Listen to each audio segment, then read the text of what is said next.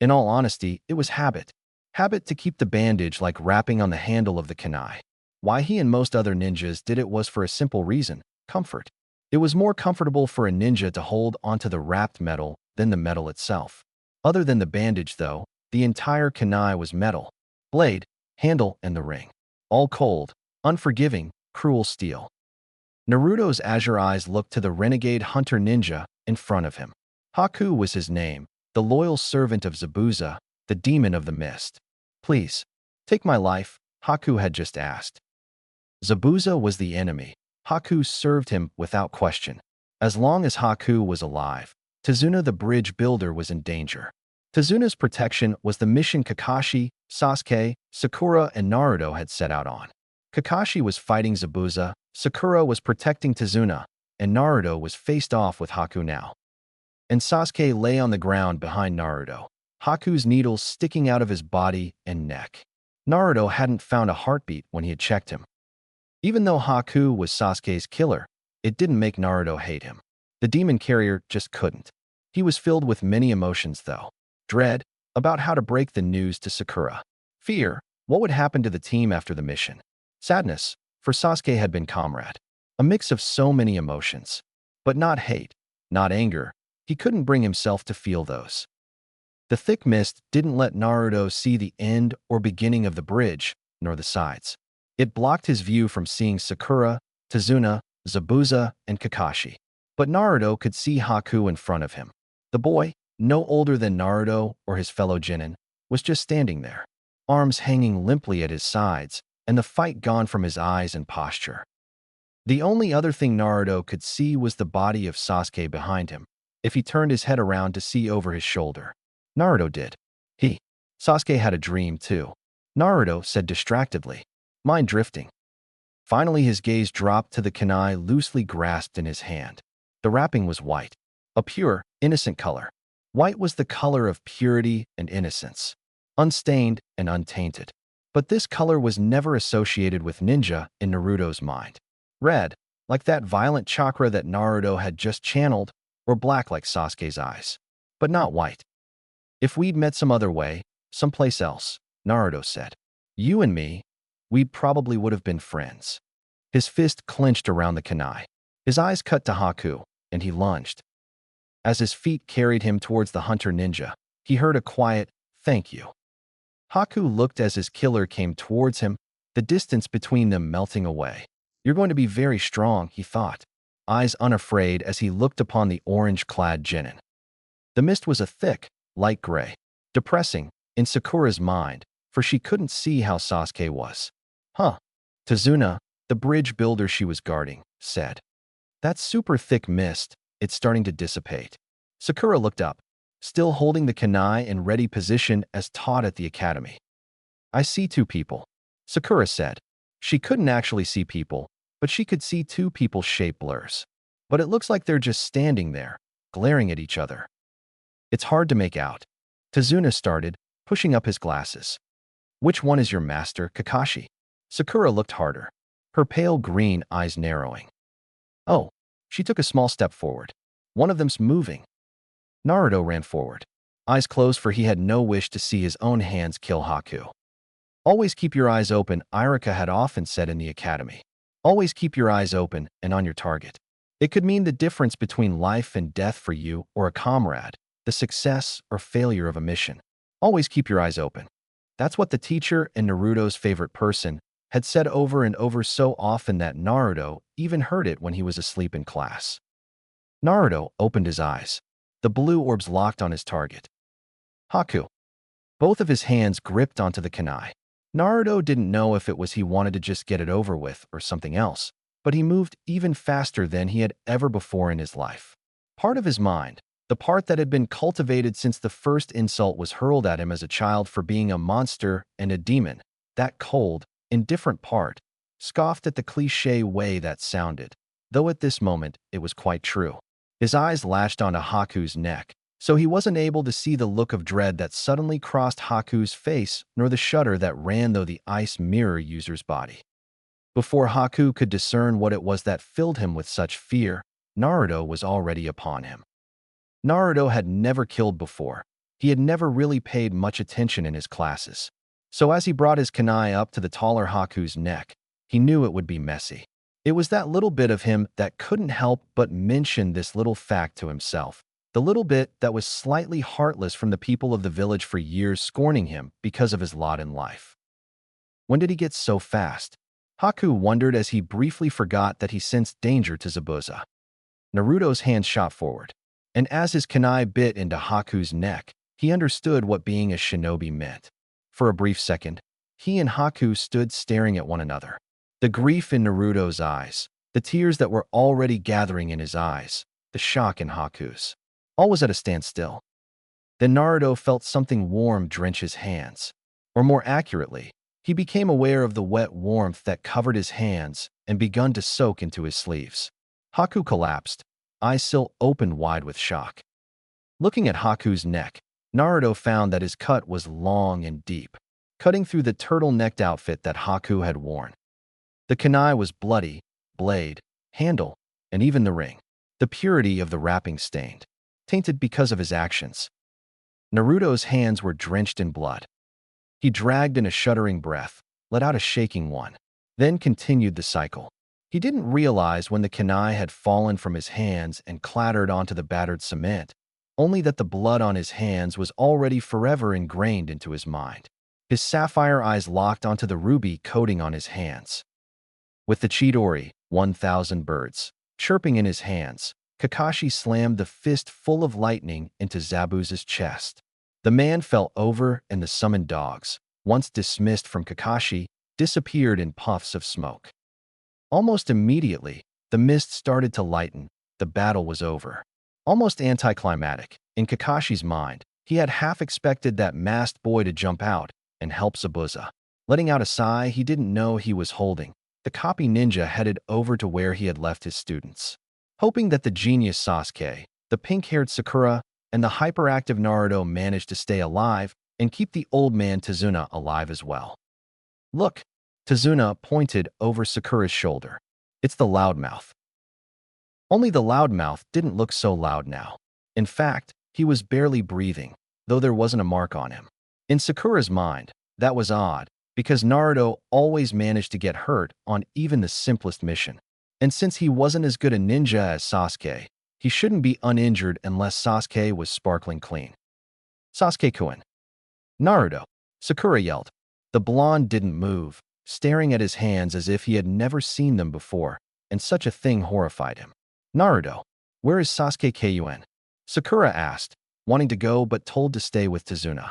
A tiny bit of worry flashed through Sakura for her blonde-haired teammate, but it was overwhelmed for her worry for Sasuke when she still couldn't see the Uchiha. Let's go find him, Tazuna offered, placing a warm hand on her shoulder. They trotted over to where the Makyu Haisho, demonic ice mirrors, Haku's blood limit, had been. Puddles of water and half-melted clumps of ice showed that one of the mirrors had been shattered. I know Sasuke is powerful, Sakura thought. But this is ridiculous, Inner Sakura added. Then she saw a pale-skinned, black-haired boy clothed in Uchiha clan clothing lying on the cement. SS Sasuke-kun. The single name tore itself from her throat, and she rushed over to the prone form on the ground. The pink-haired Kunoichi fell to her knees. He's so cold, she muttered as Tazuna came up behind her. This isn't an illusion, is it? She asked, reaching out a manicured hand to touch her crush's face. So cold. It's okay to cry, Tazuna told her, looking away from the body of the young boy. Sakura sniffled. Don't hold back for my sake. There are times when it's right to give in and shed some good, honest tears. Sakura started, her mind drifting. Inner Sakura was sobbing, Sasuke-kun, Sasuke-kun, over and over. I always got perfect scores on all my tests in school, in the Ninja Academy. Tazuna glanced at her, worried for how the boy's death might be affecting her. I memorized each and every one of the 100 rules of conduct for ninja and shinobi. I used to write them out with pride. Tazuna opened his mouth to say something, but the girl continued on, as if she couldn't see or hear anything else around her. We had a test one day, and the question was. She paused for a second. Tazuna was unsure of why, but the pause was pained. The question was, What is the 25th rule of shinobi conduct?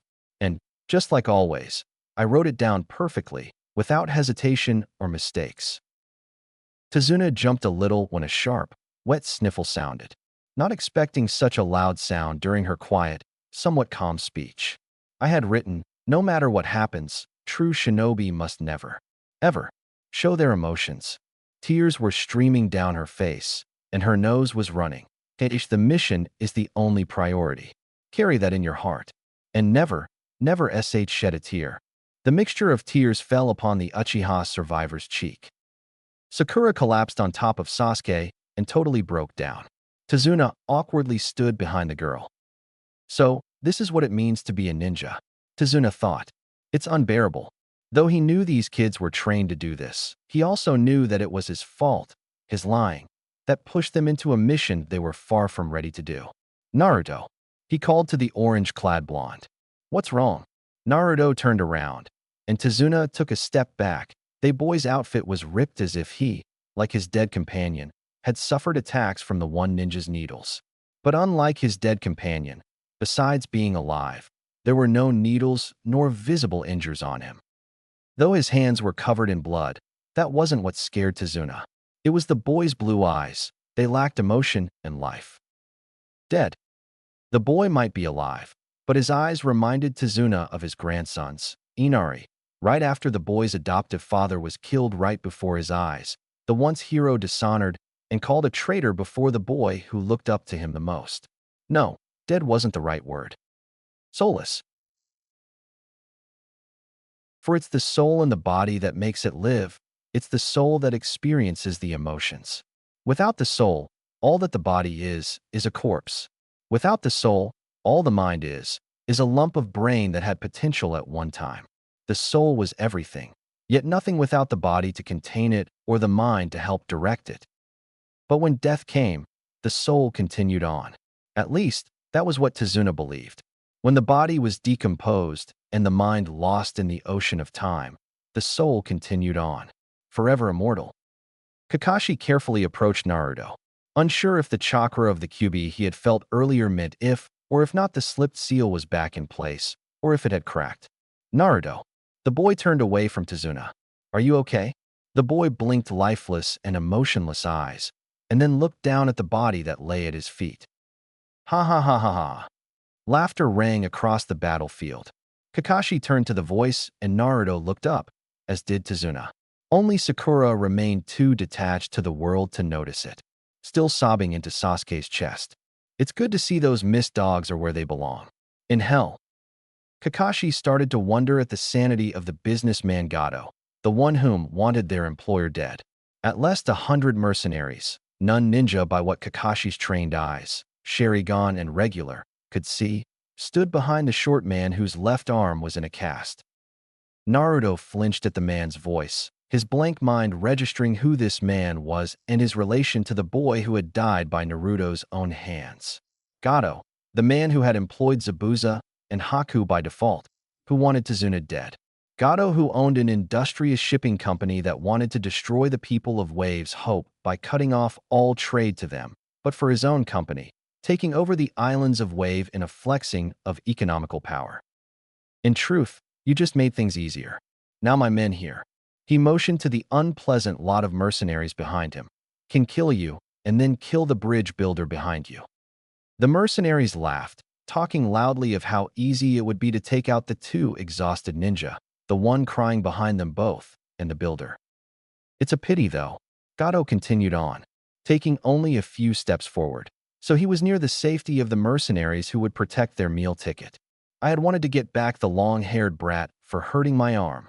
He spat on the ground, since he was too far away from Haku to spit on his corpse. He's dead, though, as he should have been long ago. Naruto's fists tightened, causing still wet blood to leak between his fingers. His eyes closed as he remembered, again and again, the last moments of Haku's life, overlaid in his mind with the last words uttered by the greedy man before him. Naruto's eyes snapped open to reveal the blood-red and slit pupil eyes that spoke of Kyuubi's influence, though this time it wasn't chakra, but strength. This man, All the events that had taken place during the last week or so had all happened because of this man. While his one kunai lay at his feet, Naruto didn't reach for it, but rather the extra he kept in his utility pouch. Yet another thing Iruka had embedded into Naruto's mind. Always have a backup. Moving quickly, Naruto grasped it, mind, body, and soul intent on one thing. Vengeance for Haku's death, in some way. Twisted as it might be, for it was Naruto who had killed him. It was this man who was much at fault, as was the QB carrier. Because of him, Naruto thought, grabbing his kunai. His arm whipped around as he threw it. A roar tore out of his fanged mouth, claws biting into the palm of his hands. Because of this man, the kunai was hurling through the air, whistling as it rapidly approached the short, greedy man's head. No, images of the people of Wave, beaten, and without pride trudging up and down the streets looking for jobs that were not available. Of shops closed, or only selling a few of their scant remainder stock. Of an innocent island suffering because of one man's greed. Because of this monster. Kakashi's eyes widened as the kunai shrieked towards the company owner over the great distance. The speed and power behind the kunai, so quick that Gato had no time to save himself, so powerful that it sunk into the man's forehead to the place when the blade and the handle met. He heard Naruto's ragged breathing beside him, but that was all. When he glanced at Naruto, he saw only the slight clenching and unclenching of a child, a genin's hand. Such strength for a genin, much less a mere child, was impossible. Even the mercenaries were quiet. Besides the black nothingness, the only thing he could register was a slightly muffled sound of loud sobbing. Sasuke-kun, didn't he know that voice? Then he registered an aching pain all over his body, a feeling of stiffness even as he lay unmoving, his own body unresponsive to his commands. That sobbing still continued, as did this Sasuke-kun. That was being repeated over and over. Something on his chest felt wet and heavy, making it painful for his already aching body. More sobbing.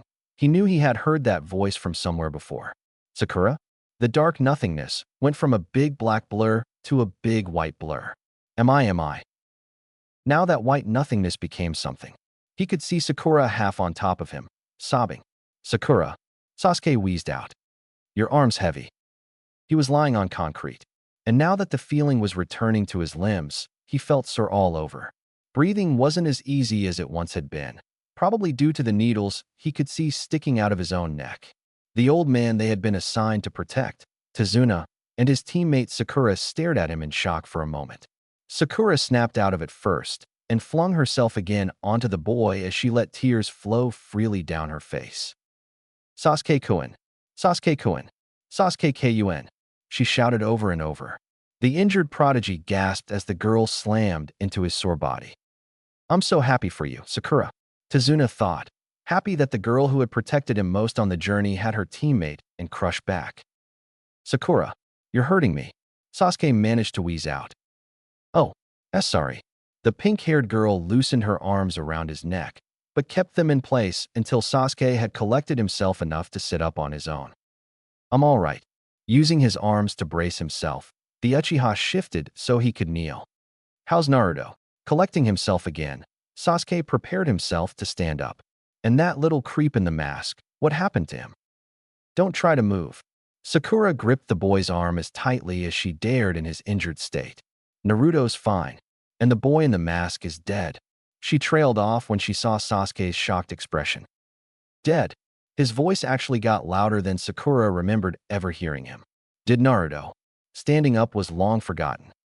Sakura's hands dropped from Sasuke's arm. And no, well I'm not sure. I didn't actually see it, with the mist and all. But you don't actually think Naruto could have killed the ninja who nearly killed you. She paused for a bit. Right? Sasuke seemed to be contemplating what she just said, so Sakura plowed on. I was afraid. I thought. After reaching up to clean off her face as much as she could of her runny nose and tears with her forearm, Sakura clasped her hands before her. You're so amazing, Sasuke-kun. You survived a death blow. Her face lit up. Sasuke-kun is invincible. Inner Sakura chirped in. No. Sasuke looked down, remembering the battle. Not me. Him. That boy in the mask never played to from the start. Naruto. Sakura screamed. Ignoring Kakashi's glance, Naruto focused on pushing back whatever that thing inside him was that rose up and made him get so strong. It was the same thing that had been present when that red chakra had exploded from him when he had fought Haku in the Makyuhai show, demonic ice mirrors. No amount of pushing was able to force that presence back, but focusing on the task allowed Naruto a way to gain control over his emotions. Only when his emotions were under some kind of control, not much, but better than before, was the presence forced to retreat back into the depths of the blonde's mind. Naruto. Sakura's voice thought his thoughts. Sakura-chan. Naruto turned his head so as to see over his shoulder. The pink-haired girl had her hands cupped around her mouth as she yelled to him. It's Sasuke. He's all right. He's alive, she called to him. Twisting his head into what would have been a painful position if the adrenaline hadn't kicked back in, Naruto looked frantically over his shoulder for Sasuke. The black-haired boy raised his hand in a simple gesture in response, bangs hiding his onyx orbs from Naruto's sight. A watery smile pulled at the whisker-scared boy's features despite the sorrow that still kept a vice-like grip upon his heart. I've been worrying since the fight began, but Kakashi spoke. Sasuke made it after all. Fantastic. Both Naruto and Kakashi watched as Sakura continued to cheer Sasuke-kun. Peace once again resided over the team. For a moment. Hey, one of the mercenaries yelled out, but decided against stepping forward like his former employer had. Ain't you sweethearts forgetting something? He slammed his metal staff against the concrete. Team 7 and Tazuna turned their attention towards the group. You ninja killed our meal ticket. One mercenary, who seemed to be the spokesperson for the group, said, and now you're gonna die? The only way we can even break even now is to overrun the city and loot every business and home. Oh yeah, the group behind him agreed. Let's go, the spokesman ordered, and the group charged forward. This isn't good, Kakashi told Naruto. Kakashi-sensei, isn't there a technique you can use to take them all down at once? The demon vessel asked. I'm afraid, with the Chidori, the illusions and summons, for the moment I've exhausted my chakra. He moved into a battle stance as well as he could from his crouched position on the ground. An arrow whistled through the air and implanted itself in the ground before the mercenaries. With the formerly lethal obstacle in the way, they stumbled to a half. Looking back towards the village, the mercenaries, Team 7, and Tazuna was greeted with the sight of the people of the city, armed and standing up straight and proud for the first time in months. In front of all the adults was little Inari wearing a pot tied over his head and holding a small, makeshift crossbow. Stop where you are, Inari instructed, backed up by the small army behind him. This island is our home. One step further, and you'll die where you stand. Inari. Tazuna blinked back tears. All of you. Inari. Naruto greeted the boy. The youngster giggled. It's being a hero, you know? All that Nikken time stuff, he said, using the words Naruto had told him only an hour ago when the blonde had rescued Inari and his mother from two of Gato's thugs. For a moment, it was quiet on the bridge. Fierce, blooded mercenaries facing off the exhausted Team 7 of Konoha and the makeshift fighting force of the wave. Good one. Naruto praised the boy. Mind if I join in? Though Naruto was tired, physically and emotionally, he wasn't known for having freakish stamina for nothing. Kage Bunshins, shadow clones, appeared in a cloud of smoke behind him. Though there weren't many of them, the mercenaries were hesitant. It had been this boy who had killed their boss from far away with a single kunai. I can't manage anything solid with my chakra so low. Kakashi sighed to himself. But a bluff should be enough for these bozos. Making a sign with his hands, Kakashi made normal, illusion clones spring up. The mercenaries couldn't tell the difference between illusion and shadow and started to back away. Now, one of the clones asked its comrades, "Shall we?" With cries of "never mind," and run away. The mercenaries fled. Some raced across the netting connecting the bridge to their small boat.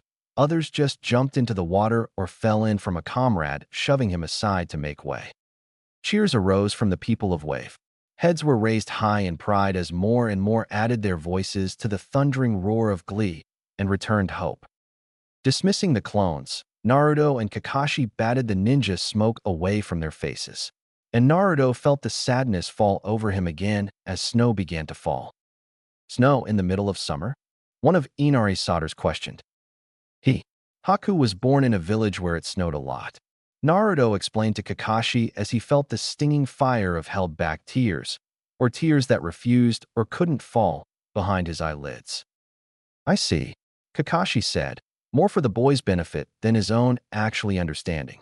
Kakashi reminded himself to talk to Naruto later about how he managed to kill the mist ninja and about the chakra he had sensed, and perhaps try and offer some counsel to the distraught vessel. He was a pure spirit, as pure and clean as newly fallen snow. When he looked back at Naruto, he asked, Naruto, are you all right? Naruto had clutched at his head. It seemed as if the world was fading in and out. It was all just too much. Channeling the red, furious chakra and that foreign strength. The exhaustion on his body from both the aforementioned problems and the battle with Haku, as well as his sprint from Tezuna's house, halfway to the bridge, back to the home, and then finally all the way to the bridge. The emotional roller coaster with Sasuke dead, then turning out to be alive, dealing with the mercenaries, and killing Gato. Killing Haku. Naruto fell into the abyss of unconsciousness. Naruto. Inari's scream was the last thing he remembered. Just before the image of Naruto's own blood-coated hands sprung up into his mind's eye. Then all went black, still, and silent. Chapter 2. Team Troubles. Am I still asleep? Naruto thought, aware of only the black abyss open before him. What the hell kind of dream is this? The number one loudest ninja in Konoha yelled. This, echoed back at him. Cocking his head to the side and crossing his arms across his chest, the boy muttered weird, under his breath.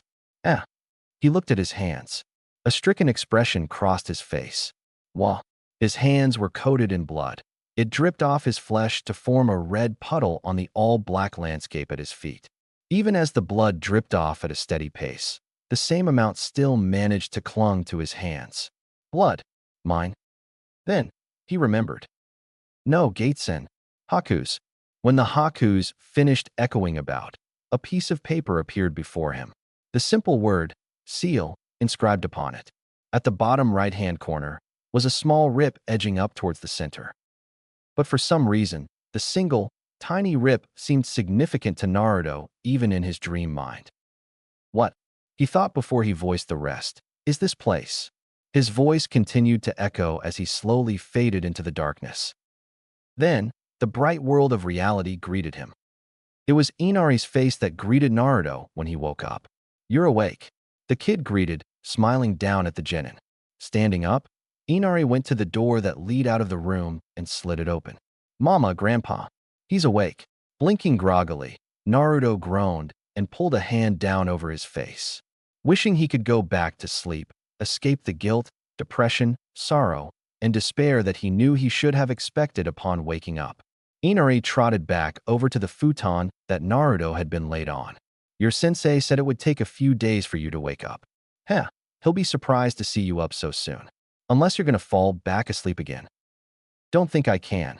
Naruto mumbled around his hand. How long was I out for? Glancing out the open window revealed to the Kyuubi vessel that the sun would soon start its descent beyond the horizon. Since around 10 in the morning. Inari said, kneeling by the bed. Naruto shot him a look from between two fingers. That can't be right. Naruto said. Grandpa set out for work around 6:30. You woke up not too long after. Me and the villagers came to the bridge around 9. Naruto blinked at the boy from behind his hand. You timed all that. Mama did. She's very by the clock. Or at least that's what Grandpa says. Inari shrugged and pulled his hat further down his head just as Tsunami, Inari's mother and Tezuna's daughter, came in with a tray of food. Naruto, it's good that you're up. Everyone's getting ready for a giant party today in celebration of Gato's death. The council, who's pulling the whole thing together, will be pleased to hear that you're awake. Your sensei should be in soon to see how you are. After setting the tray down by Naruto, she left the room with it. Eat up, called back to him. Party, Naruto asked Inari as he pushed himself up and pulled the tray onto his lap. Yeah, You won't believe how excited everyone is. It's gonna be great. Inari leaned forward. They're making booths like in a carnival. Lights are being brought out. More food and drinks than I knew the entire city put together had. It'll cost a lot. Yeah, but it'll be worth it. We haven't had anything to celebrate for ages. Or any reason to have fun. And dash. Inari was cut off as Kakashi slid open the door and hobbled in. He was back on the crutches and seemed tired. Hey, Inari. Kakashi greeted. Do you mind? I need to speak with Naruto for a bit. The boy nodded and left the room, letting Kakashi pull up a chair by the futon. How's Sasuke and Sakura-chan? Naruto asked, taking a sip of the miso soup. Sakura is fine, doting on Sasuke of course. She's a little shaken about the whole bridge battle. But I'm sure it's mostly because she thought Sasuke had almost died than anything else. Sasuke has a bed in another room. Tazuna thought you two could recover better if you had your own rooms. Sasuke took the room Sakura had been in, and she's sleeping downstairs next to where we eat. Naruto nodded, and after finishing off the miso got started on the rice. While there was no ramen, a fact that normally would greatly disappoint him, he didn't have the heart to either feel sorry for himself or ask for ramen. How's his injury from Haku's needles? He asked, remembering Sasuke's needle-riddled body. When Tazuna brought you back here earlier today, I stayed behind with Sasuke at the bridge to remove the needles from his body. In his state, it would have hurt him to be carried, and if he walked it would have been hard with how the needles went through his body. Is that so? Naruto asked, looking into the cup of green tea he was now drinking from. Kakashi paused for a second, not completely sure about how to broach on the subject about Kyuubi. While the Hokage had assured Kakashi that the boy knew of the demon inside of him, the Jonin was still unsure how to bring it up. Having his own painful memories of the fox only made it harder. Naruto, during the battle, when Zabuza's mist was up and you were fighting Haku, did something happen to? He paused, then plunged forward. To cause the seal to slip or crack? And if so, what happened? How did that affect you? And is it fixed? Although Haku had killed Sasuke, that lost look appeared in the blonde's eyes again, and I snapped. In my anger, I think the seal might have slipped a bit. There was chakra, a lot of it. BLO dash. Naruto winced as the memory of his blood-stained hands assaulted his mind. Blood red, fierce. I'd call it savage, but that seems to, it just isn't the right word. The needles in my body went flying out, and the wounds healed quick. I moved fast, deflected some needles, caught Haku, and punched him through a mirror. The mirror broke and let me leave the prison. Haku's mask fell, and I recognized him as the kid I met really early today before I came back and fell asleep. I calmed down, and I think that the seals settled back into place, and we talked for a bit. Naruto swallowed, suddenly feeling chalked up.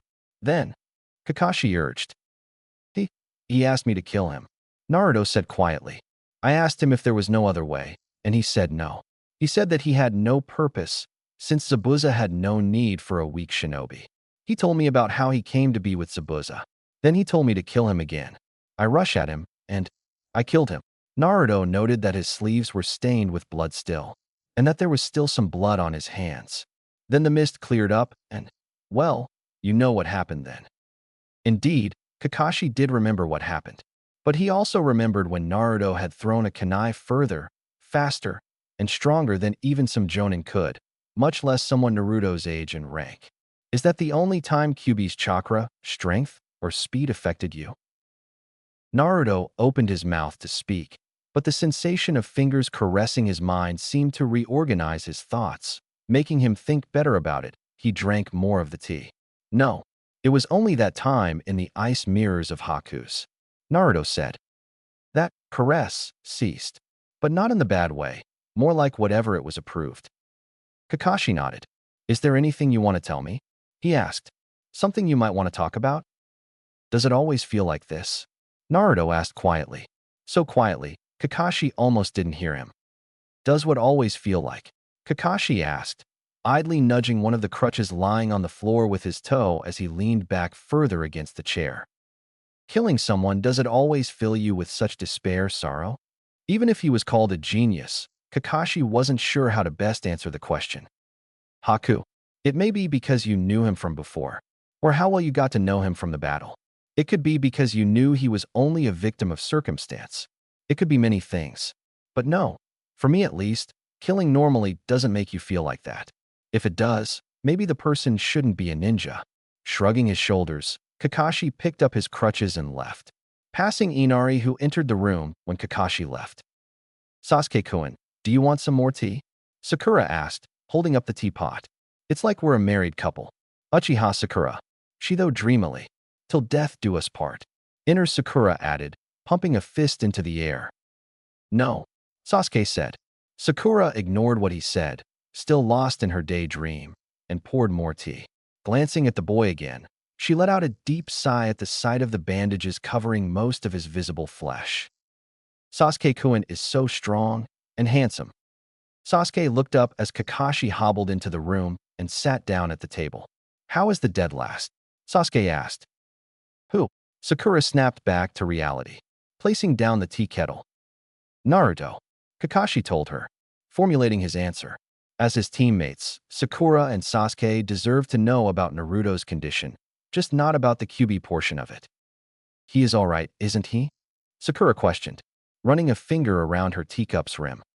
Physically, he's all healed. Emotionally, right now, he's still sort of in a state of shock. How the battle affected his mental stability, though, I'm not sure how he is. It worries me. Why? Sakura questioned. We were all there. And we are all fine besides. This is Naruto we're talking about. He's a bit dense, and he's also known for springing back instantly.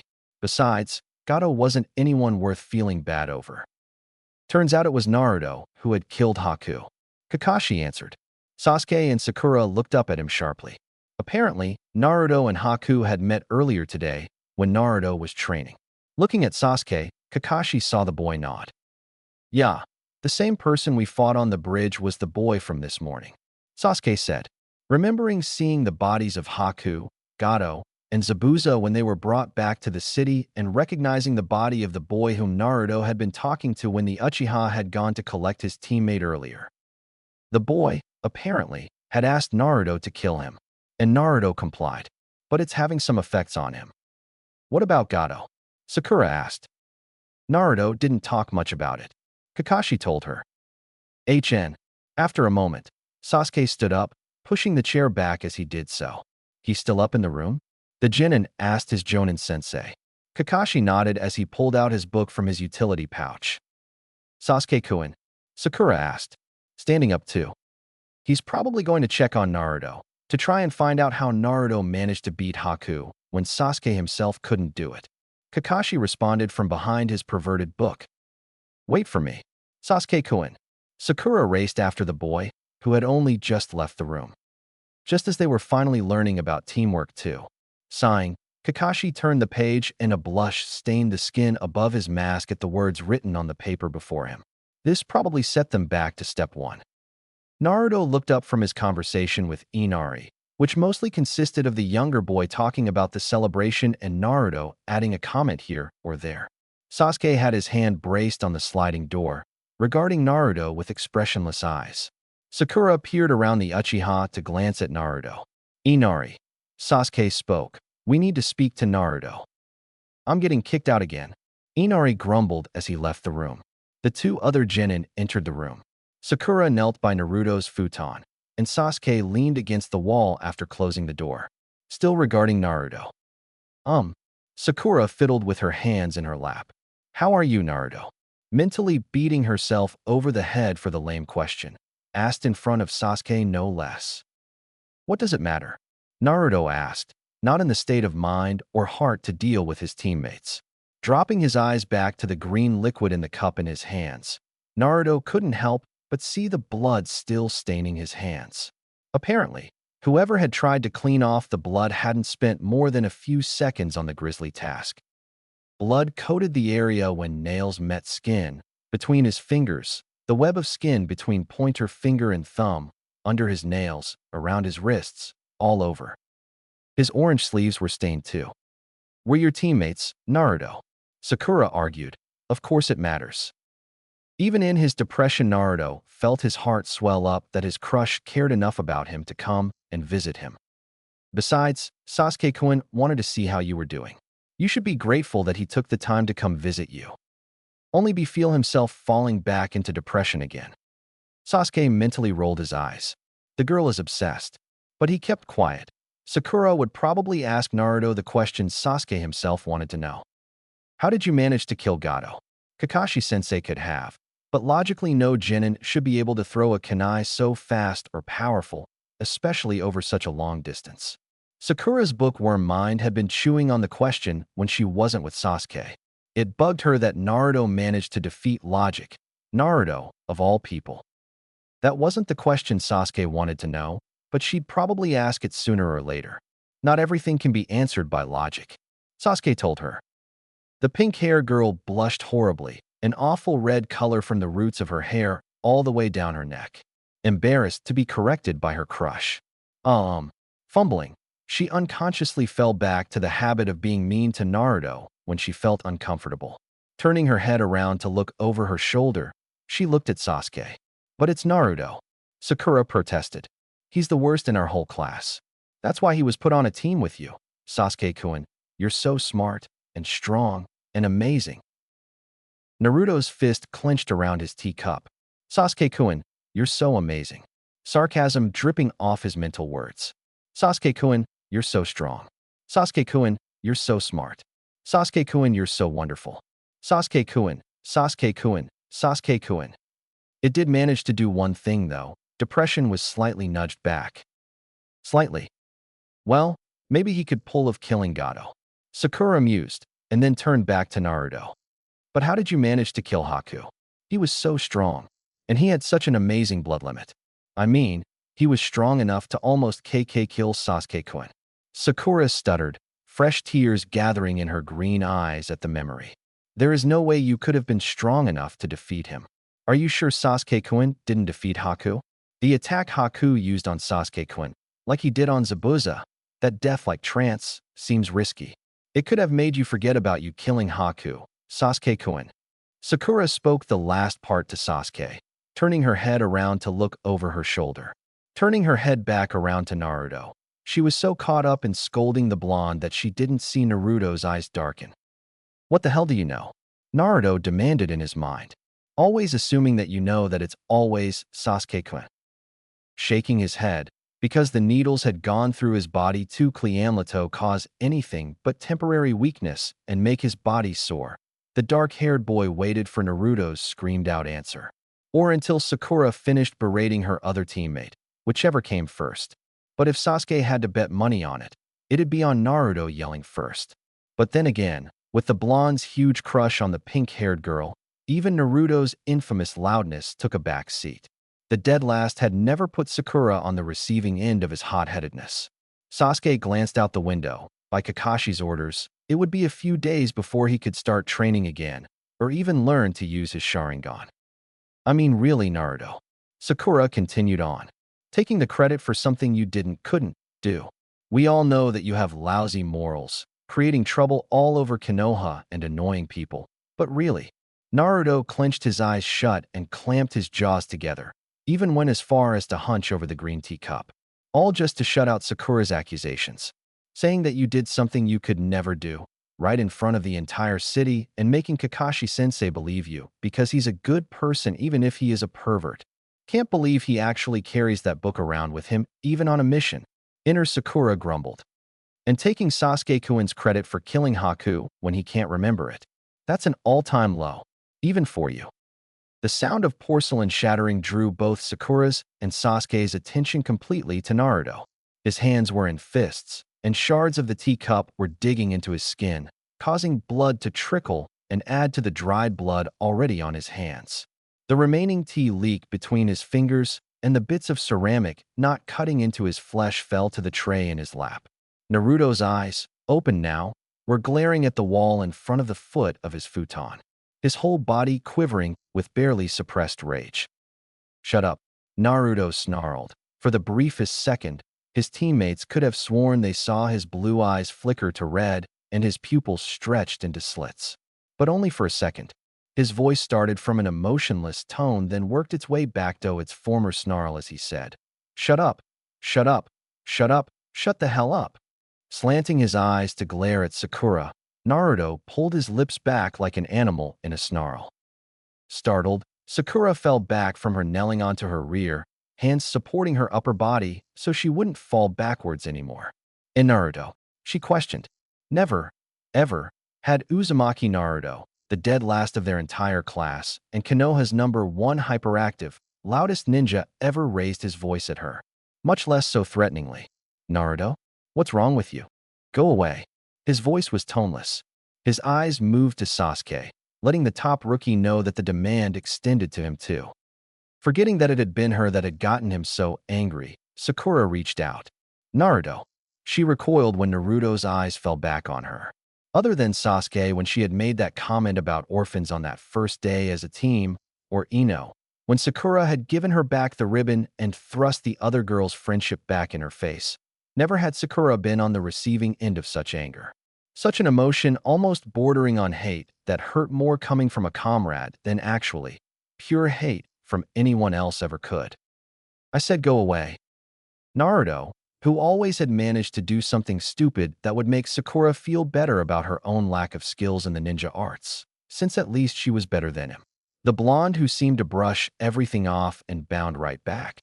The boy who Sakura could always count on to do anything for her because of his silly, stupid crush that he never seemed to understand would never amount to anything. Get out.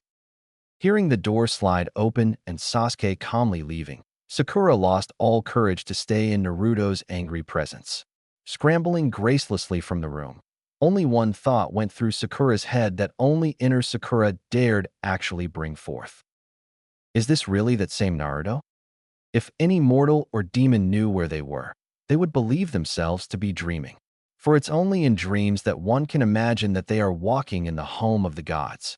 It might have been up in the clouds, or in a valley, in a forest, or perhaps inside a mountain. The landscape outside the majestic building seemed to shift from landscape to landscape. The sky drifted from dawn to day to dusk and night continuously.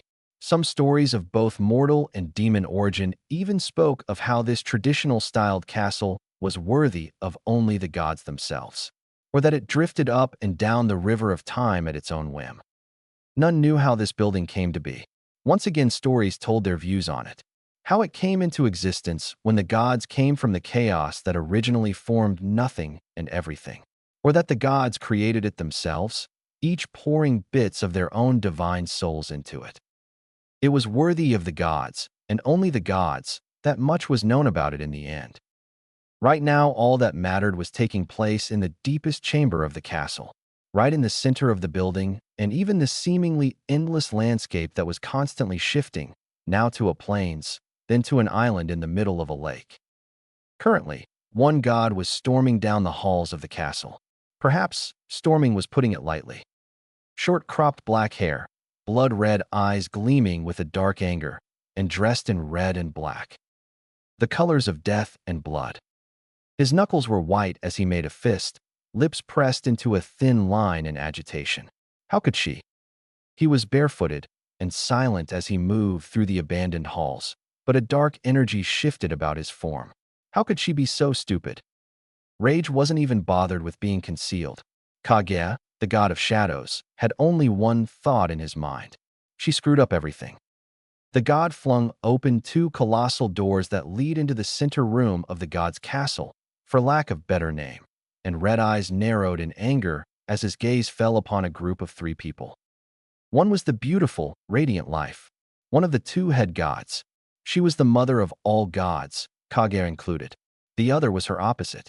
Death was the father of Kage and his siblings. However, it was neither life nor death that held the man's attention, but rather the woman standing before the 2 thrones that seated the parents of the gods. I knew she would fail. Kage stepped forward. The dark energy, physical shadows, above him only grew in both size and intensity. How could I have been so stupid? How could I have ignored it for so long? Not only, death rumbled at the woman before him, have you neglected your duty, but you also allowed it to move out of control badly enough for the vessel's destiny to be forever altered. Kage stopped for a moment. The shadows about him calmed down. A brother before he was a god. He couldn't help but forget his rage to smirk. His sister was getting a verbal flaying from both the ruthless death and the benevolent life. It wasn't often that both the parent gods were equally enraged at one of their children. In Kage's mind, Fuko more than deserved it. He'd been at odds with her for the last 12 years. What had started the argument? What she was being yelled at for right now? This only served to help Kage feel more avenged. She had won that fight, but today, hopefully, would be a different story. Fuko stood proudly before her parents. She was brave. Kage gave her that. But like the wind she was the goddess of, she tended to be reckless. The shadows that surrounded him intensified in both movement and size again. And it was because she had been reckless that it had all come to this. Fuko, Kage's voice broke through life and death scolding. The goddess of wind flinched at the rage in that voice. What the hell have you done? Fuko stood up straight and turned around, facing off against her brother. What have I done? She questioned. I didn't do anything. She defended. Death looked ready to intervene, but the hand of life's upon his caused him to look at his wife. She shook her head. Let us see what will become of this, she murmured to her husband. Exactly, Kage hissed at his sister. You didn't do anything. Uzumaki Naruto was under your jurisdiction. That is what you wanted, remember? That is why you implored mother and father 12 years ago to that Yub, the one who became the boy's patron god. And for what? You created his destiny, and you set his path dash. As I was supposed to do. Waving a hand, Fuko summoned wind to form a chair behind her. Sitting down with all the aloofness granted to a goddess, she regarded her brother coolly, calming down. Since the beginning you have made his path too narrow to leave him unsupervised. As his patron god, it was your duty to ensure that he stayed on the path you set for him. While no longer yelling, Kage's voice dropped to its regular level, but that only made the dark rage within it much greater. From the beginning you knew that if you were not constantly shoving him away from the edges of his fated path, something like this would happen. I never imagined it would be to this magnitude. Fuko shrieked, thumping a fist on the armrest of her wind chair, enraged that Kage was insinuating that she was incompetent at her task, much less one of watching over a mere mortal. Enough, Kage, Fuko. Both siblings turned to life. She looked disapprovingly at them. Kage, it is not your place to tell Fuko how to handle the boy. The Kyuubi's vessel is under her jurisdiction, not yours. We told you not to interfere with the boy in any way, shape, or form. Demon vessels and half-demons, since they are rare and have unique abilities that full-blooded mortals or demons do not have, must be put under the jurisdiction of a god. That patron god sets the path that the vessel or half-breed must take to the destiny that your father and I helped choose. Not just to ensure balance, but to keep us gods in power so we can ensure that the world of demons and mortals survives. Fuko turned a smug face towards her brother. Fuko, life started. You, however, were in error. The boy's path was akin to walking the edge of a knife. If he overstepped even the slightest, his destiny would not be reached. Your desire to micromanage the boy from the start was what made you make his path thus. Though it is your first time holding such jurisdiction over anyone, you let your pride and arrogance cloud your judgment. If you had left margin for error or unwanted surprises, the Kyuubi vessel would not be walking on a knife's edge, but have room to grow, mature, and learn on his own. So what should I do about it now? Fuko snapped. Kage sat back, the shadows forming a chair behind him, a writhing mass of solid black vapors that flowed like liquid but were as sound as any solid. The vessel killed. He should have not done something like this for many years. He killed a person he knew, when it was to have been someone he had never seen before. He moved fast enough because you failed to watch to ensure that he would not pull off something surprising like that. What am I supposed to do? Fuko demanded, standing up. Babysit him? I have other duties than to watch the brat. As we told you when you first demand that we give you jurisdiction over him. Life commented. But you said you could handle him and you other duties as the goddess of wind. It was your choices along the boy's life that lead his path to narrow so significantly to the point it is now. No longer can the destiny we planned for him be reached, because you left no room for a mistake. She listened to her daughter defend herself for a few minutes before she raised her hand for silence. Kage, what do you have to say? Fuko screw up. Leaning forward, the shadow god glanced over at his sister. Naruto would never have known that there was a god pulling for him. At the height of his life, he was still to be whispered about as a monster. And what's worst in my mind is that never was she going to give him any benefits or gift to aid him. I was going to let him master that one wind jutsu dash. Let him nothing. Kage growled. That was the only thing you let him do without your interference in any way. You knew it would make you look good if Naruto so easily mastered such a powerful wind jutsu when his patron goddess is the wind goddess. Looking to life and death, he spoke. The path she put Naruto on is one that will make him improve only the moment he needs to, and only enough to win or survive. She leaves only the slightest margin for him to evolve his own personality. Then that's that. He can't mature on his own. Standing up, Kage fully turned to Fuko. Then she leaves him alone for 5 mortal minutes, and already he strays too far off his path for any god to set him back upon it. Glancing up at death and life, Kage sighed. He has potential. He has the ability to become and do so much more than you are letting him. Even on his own, with no influence from any god. His destiny was to indirectly protect the same artifact that Kyuubi was protecting. Fuko barked. Slamming herself down into her seat, she played with the wind, forming the left armrest in agitation. Sulking like a child rather than acting like a god. Kage looked to her. Why have him protected indirectly? Kage asked. Curiosity chewed at him until he glanced back up at his parents. Fuko insisted that it be indirectly, rather than directly. Death finally spoke up. But then again, all of this anger over the boy isn't because he's a vessel, or because he has so much potential, is it? Glowing eyes settled on Kage. It's because of Kyuubi, isn't it? Kage clenched his fists and he glared at the ground under his feet. His jaw locked harsh words into his mouth until he had control of his emotions. Kyuubi deserves better than this. He did so much for us, and this is how we repay him? For centuries, he has guarded the sacred shadow scroll. Guarded the scroll that you yourselves deemed too dangerous to be left unattended, yet too important to be destroyed. Kyuubi has sacrificed much and has lost much guarding the scroll. He let us bind him to the scroll so it could remain better protected. Death was about to tell his son to be silent, but his wife squeezed his hand. SHHHH, for what he says is the truth. Perhaps we should listen to reason? She whispered to her husband, so only he could hear. Kage is right. Fuko does not allow the boy to improve unless it's just enough to survive some fights and win others. And were you not talking earlier about how the 9 tails being sealed away was perhaps not the best thing to be done? Even you cannot break the seal you made, so we cannot release the kitsune. Kage is onto something. The fox's vessel might hold the answers to our problems. All our problems. Death nodded, touching his stomach where a soul resided that had offered itself up in order to seal away the Kyuubi no Kitsune into the body of young Uzumaki Naruto. Because he had taken the payment of the 4th Hokage's soul, Kyuubi could never be released from the vessel that held it, not even by a god. Even upon death, the two would be forever bound together. Very well. Death nodded to his wife. Looking towards the 2 gods, Shadow and Wind, he shook his head. Leave us. Your mother and I must speak to one another about this matter further in private. Go about your duties. We will summon you when it's time. Kage nodded and stood up just as Fuko did. Oh, Kage, life started. After today, you are not allowed to be in the castle for 5 decades' time unless your father or I allow it, or it is an emergency. Dark brows shot up. Why? Kage asked.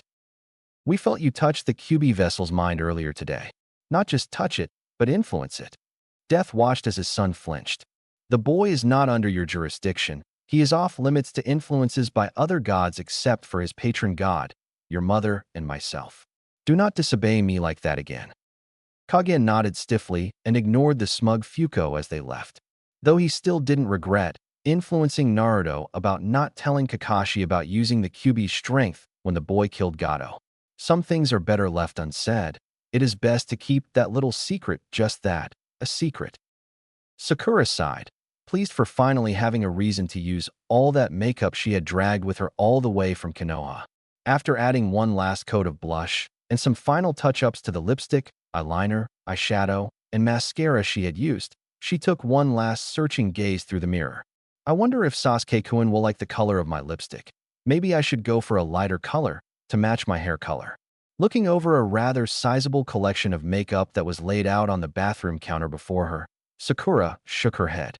Sasuke always wore darker colors. Obviously, he liked them better. Sasuke-kun is defiantly the dark and mysterious type. Inner Sakura chirped. Carefully packing up her makeup, Sakura sighed as her eyes drifted to look at her forehead in the mirror. Not touching it, because that would cause oils from her hands to get on her face that would cause zits later. She inspected her least favorite body part. Finding that there was nothing she could do to fix it, Sakura zipped up the bag that held all her makeup and other toiletries. Adjusting the red dress-like outfit she always wore for missions and training, and checking to be sure her leaf headband was secure, she left the bathroom. Passing an excited Inari as the boy rushed past her to get ready for the celebration tonight. Listening to her own feet making noise on the wood floor, Sakura put the toiletry bag with the rest of her stuff and met up with the others downstairs. Kakashi was using his crutches for support as he read his book, giggling at random intervals. Tazuna was laughing at something Tsunami had said. Sasuke was standing apart from the group. Sakura skipped over to him. "Hello, Sasuke-kun." Looking around, Sakura spotted Naruto already putting on his sandals. Inari rushed down the stairs and ran straight to the blonde. "Since we're all here, let's get going to the celebration," Tazuna said, pulling on his own sandals and starting off, Inari on his heels and Naruto trudging behind. Chapter 3. Haku's Legacy. They were actually congratulating him. Before the first half an hour had passed, Naruto had been congratulated by at least every person in the city twice, or so it seemed to the poor demon vessel. Girls would stutter a thank you and blush. Boys shook his hands and muttered their compliments. Women hugged him so tightly that he couldn't breathe. Men clapped him on the back, and those who had been present during the battle recounted fondly about how his kunai slid into Gado's head like a razor-sharp sword through calm waters, or something like that. Old women cooed over his whisker-like scars on his face that they had dubbed battle-scarred cheeks. And the old men recounted stories from their glory days while trying to outshout the other old men and fend off the bitter truths that they never were samurai or ninja, but just simple fishermen, which were thrown at them from the same old men who also tried to outshout them. It was ridiculous. They were actually congratulating him. Every congratulation, compliment, or even a simple thank you that he received made him feel like huge walls were pressing in on him, choking him. It all threatened to consume him as more and more people awed over his defeat of the mask-wearing boy and Gado, which Tazuna was retelling despite not seeing Naruto's battle against Haku. Inari too boasted to the kids who once teased him how his Naruto and Aisan was so cool. More compliments, more congratulations, more stories being created about him during the battle than the rest of Team 7 combined. Each and everything making him feel sicker and sicker until he was amazed he hadn't vomited his insides out yet, much less not even thrown up at all. The moment attention slipped away from him for a moment. He didn't know why and really didn't care. Naruto slipped back into a dark dead-end alley and used chakra to run up the side of a building and get away, leaving his orange jacket behind on the seat he had been sitting in since he arrived at the celebration. The dried blood-encrusted sleeves made him feel both sick and filled with self-loathing every time they stiffly rubbed over his wrists. The main street of the city of Wave, Naruto still didn't know the city's name, was the heart of the celebration. Or perhaps festival was the right word. Booths were set up with games, others with food and drink. It was amazing that the people pulled this all together in just less than a day. Families were walking together, laughing in bliss for the first time in a long time. Lanterns dug out of storage were strung up and cast a merry glow on the people who finally had hope and pride again. All because of that ninja team from Konohagure no Sato. Especially because of the boy dressed in orange that had saved Tsunami and Inari, helped scare off the group of mercenaries, and killed one of the two ninja trying to kill Tazuna, and had also killed Gado. All because of Uzumaki Naruto, who was running away from the party because he couldn't stand being at a celebration for Haku's death, much less the celebration of Haku's death by Naruto's hand. Winding down one of the many streets people had abandoned for the celebration, Naruto took in deep, gulping breaths until he managed to quell the twisting of his stomach and press back against the walls that were closing in on him since the first congratulation had slipped past a kid's lips no older than Kinomaru. The awe in the boy's eyes as he spoke, the wide-eyed expression of hero worship. Finally, when he was far enough from the celebration to be unable to hear the loud partying, he collapsed against a wall, eyes wide as memories, half-finished thoughts, and hundreds of emotions circulated through him in a blur, spinning faster and faster. He yanked his hands up towards his face to try and gain some handhold in the chaos, something to ensure he wouldn't be swept away. His hands stopped inches before his face just as the chaos inside of him ceased. Though he had scrubbed his hands raw in the bathroom once Sakura and Sasuke had left, it was all too easy for his mind to bend to his guilt and despair, leaving the view of his hands overlaid with the image already branded into his memory, his hands earlier that day covered in Haku's blood. Damn! Naruto dropped his arms in favor of using them to pull his knees to his chest. He dropped his head to rest on his knees, the metal plate from the Hadiate pressed against the joints. Blue eyes squeezed shut in an attempt, and failing, to stop the tears from falling down his face. Damn it! He cursed himself more than the emotions tearing him apart. Cold night air brushed the wet tracks on his scarred cheeks as the genin sat there, just letting the tears fall. It was then that the final connection to the destiny he would have had before was cut. Haku's death had only been a way to prod Naruto towards another path. Gatos had ensured that a gate locked the old path behind him, leaving Naruto faced with a new path that was also locked. Now the key was to be presented to the lock. Now nothing, no human, demon, or even God, could put things back to the way they were. Not when Uzumaki Naruto, genin of Konohagure no Sato from Fire Country, and vessel of Kyubi no Kitsune, was to meet for the first and last time the one who would ultimately be responsible for all the events that followed just from this one and only meeting. I hope you're not going to cry your eyes out about the whole thing. Naruto's head shot up, tears running down his face still and hints of snot wetting under his nose. The darkness kept Naruto from getting a good view of the person, male by the voice, before him. Rubbing his bare arms to try and chase away the chill, Naruto sniffed to keep the stuff nearly hanging out of his nose from doing so. Go away. The blunt words did well to hide his own emotions. Naruto swiped at his eyes and nose to attempt to wipe his face clean. The stranger seemed not to have heard him. In fact, he bent at the waist so his head was roughly level with Naruto's and narrowed eyes pierced through the boy's soul. So you're Uzumaki Naruto. The man asked not out of question, but rather skepticism. I overestimated you. His face holding both an unknown question and disappointment.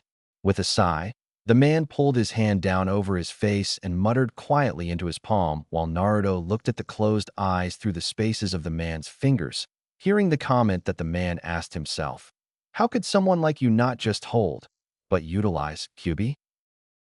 Naruto's skin paled as his eyes snapped open in contrast to his pupils as they retracted to pinpricks of fear. How do you know? The vessel stammered. He shifted as far away from the man as the wall would allow. Who are you? The man straightened, not hearing the boy again. The stranger crossed his arms on his chest. Damn, what the hell are you thinking, Shinigami? The man looked down on the boy as he threw about the death god. Letting yourself be summoned all those years ago to seal the Kyubi into a kid who was a baby at the time. Now, the man fiddled with something in the pocket of his black and red clothing. Now I'm not so sure this idea will work. It on top of everything else he's been going through could cause him to have a mental breakdown. The man's eyes drifted down to the boy's stomach and narrowed into ruby slits, making the cat-like pupils turn into a bar of black in the middle of the glowing iris. With all but a few of his most basic powers sealed by Shinigami as punishment, the most he could do was see the seal as it was holding the Kyubi. Naruto dropped his arms to cover his stomach, suddenly feeling as if his shirt was doing a poor job against this person. Damn, it's cracking, the black and red-clad man thought. Now the question is if or if not this kid can hold the seal together. He snapped to attention when the boy spoke. What? I didn't hear you. What is so interesting about my gut that you didn't hear me for the last couple of minutes? Naruto demanded, wiping away more moisture from his eyes, irritated at this person. How do you know about Kyubi? While this person had been deep in, though Naruto had tried to figure out that mystery, the man didn't look like he was from Konoha, so he couldn't be one of the adults who knew about Naruto being the vessel of the demon. The stranger backed up a few steps, and Naruto hastily scrambled to his feet so he'd have some way of fighting back if this meeting were to get any worse than it already was. Kid has spirit. The man grinned. How do I know of Kyuubi? The man repeated the question, amused. How do you know of it? Naruto hissed, edging along the wall slowly to open up more of an escape route. Annoyed that the Kyuubi had been degraded into an it, the man glared down at the boy. I know because I knew him. The man stressed the last word. Glowing red eyes with slits for pupils, so like the Kyuubi's, drifted to look at the cloth covering the place of the seal from sight. So why are you here talking to me? Naruto demanded, voice filled with nervousness. He tugged the hem of his navy blue shirt down, even though it covered the place where the man was staring at. And who are you? I didn't come here originally to talk to you. The man said. He reached into his pocket again. I don't know why you kept this thing for so long, Shinigami, but we all better hope this thing works on demon containers like it did on normal humans so long ago. He was snapped out of his thoughts when Naruto, seeing the man reach into his pocket, took this as his cue to take off. Naruto was barely just starting to move away at full speed when he felt a large hand grab him by the middle of his upper arm. The other hand that had been in the pocket on the black and red clothing pulled out a strange black stone that was smooth all around except for the kanji for shadow that was carved out of it. The man pressed the stone to the flesh right above where his other hand held the boy still. For a brief moment, all was quiet. Red eyes with slit pupils locked with blue eyes with round pupils. Then Naruto stiffened. The physical agony was overruling all else. Even his reaction to it through screaming was ignored as the pain made him feel like his nerves were being scorched and his flesh boiled. He felt both the hand and the strange black stone pull away, letting him drop to the ground.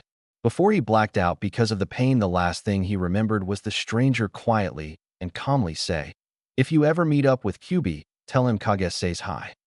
After he lost conscious for the second time that day, he witnessed that piece of paper floating in that black world again. And he saw the rip grow bigger, now running halfway from the bottom right-hand corner up to the kanji 4 seal. The only time Kage and Naruto met will always be remembered by Naruto, because on that single day, everything changed. Or didn't it? The funny thing about life is, you never know. But Naruto, with events that he barely understood that lead up to this final moment of stumbling home in more pain than he had ever experienced in his short life, would indeed change. Sakura clutched the stuffed animal cat one of her admirers from the boys her age who lived in the city had given her. It had taken her a while, but she finally managed to politely excuse herself from his and the other kids their age presence and headed into the shadows between two food stands to rest for a moment. Sitting on a chair placed conveniently hidden away from any casual glance, Sakura clutched the cat for comfort as she leaned back into the chair. A familiar orange jacket pressed into her back as it rested flung over the backing of the chair.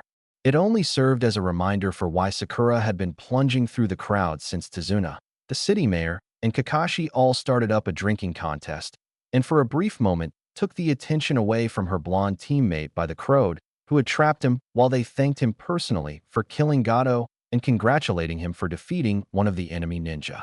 When the shock of the mayor participating wore off, and the people of Wave turned back to their hero, they found him gone.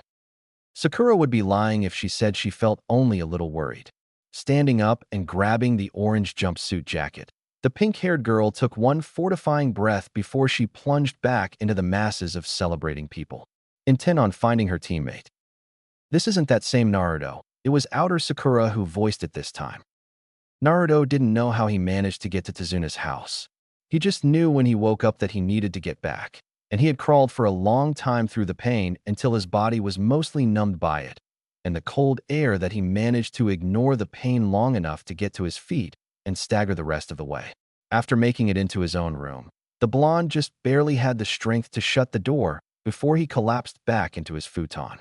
This wouldn't have been as hard as it was now even if he was in a world of pain, if his right arm had been working. Whatever that stone-like thing had been was more than just a rock with some kanji carved out of it, Naruto finally deducted. Naruto bit his lip to keep from crying out in pain as he used his left arm to grope through his backpack to find some bandages. Once he had them, he messily wrapped up his other arm as best he could when it was unable to move and used a metal clip to hold it together. Wiping off the blood he got on his hand during the process, Naruto pulled the blankets up over him and was out in moments. He was unaware that half an hour later Sakura finished climbing the stairs and halted outside Naruto's room. The door was shut, meaning that the person was inside and probably asleep. That shut door could symbolize so many things at that moment. Naruto shutting her out of his life because of what she had said, that was her main thought at the moment. That's an all-time low, even for you. Inner Sakura snipped, throwing her own words back at her. Naruto always alone, orphaned, and no friends except for Iruka, who acted as a father/older brother-like figure to the boy. Then there was a simpler symbol that closed door presented. Pressing her ear to the door, Sakura heard the even breaths of sleep. She wanted to talk to him now, to try and fix this mess she had created. But she didn't want to wake him up, partly to let him get the sleep he deserved and probably needed. Partly because she didn't want to face that other Naruto again, the one who had scared her out of this very room earlier. I'll talk to him tomorrow. She turned and left. That closed door seemed to symbolize something else, though, something she knew she should have figured out. The next morning, morning light would have greeted Naruto should he have been able to notice it when he woke. But more pressing things shoved their way to the surface that even the sun shining down on the boy's face couldn't stand up against. A stretched feeling pulled at Naruto, like there was something that should be with him that was not. It was a strange sensation, and an even stranger sensation of the urgency to get to that something filled him.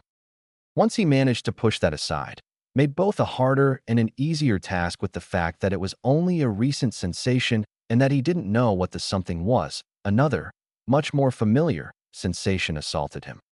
Pain. He gritted his teeth as the sensation swept over him, then fizzled away until only a shadow, still painful, but at least it was manageable, of the pain remained. Looking out the side of his eyes, Naruto glanced at his right arm. Damn, so that wasn't a dream. Resigning to the fact, the boy prepared to push himself up. His right arm wouldn't move. The little movement it could pull off made his entire body scream in pain.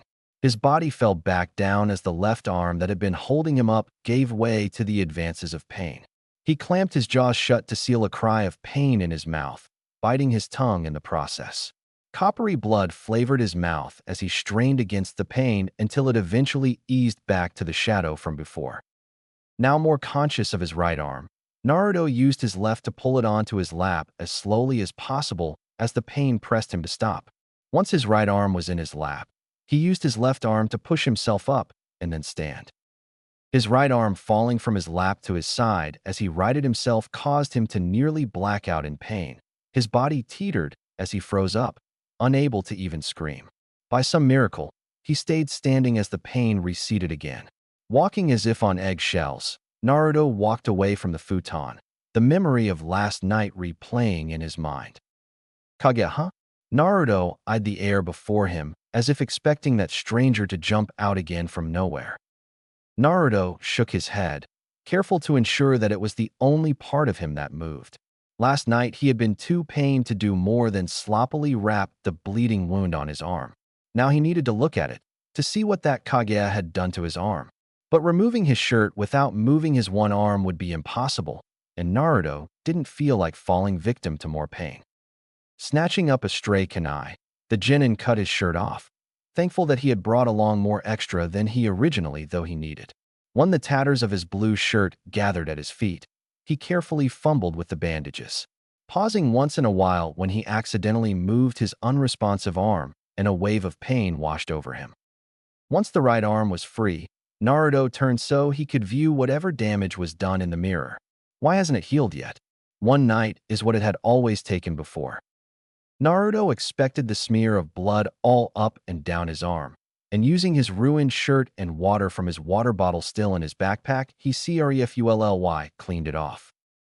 Naruto didn't expect the only damage to be done to his arm was only a tattoo-like marking.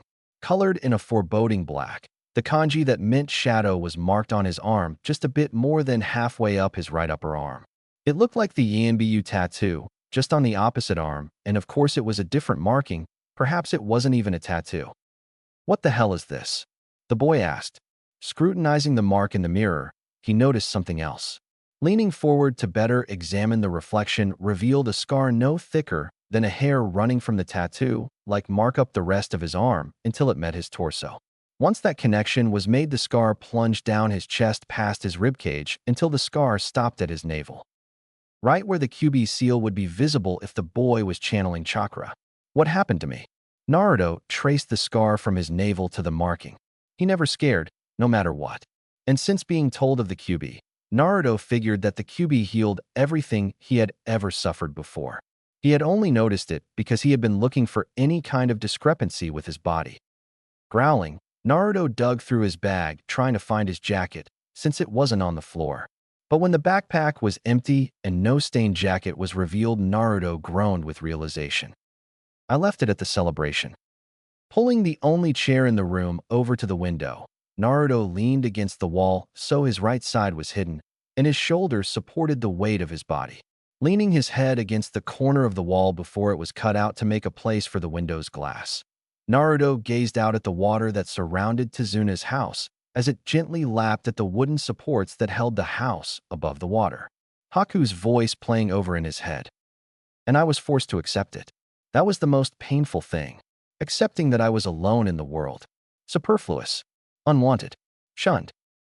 Naruto and I-san, came Inari's voice. The little boy let himself in, shutting the door behind him. Hey, Inari.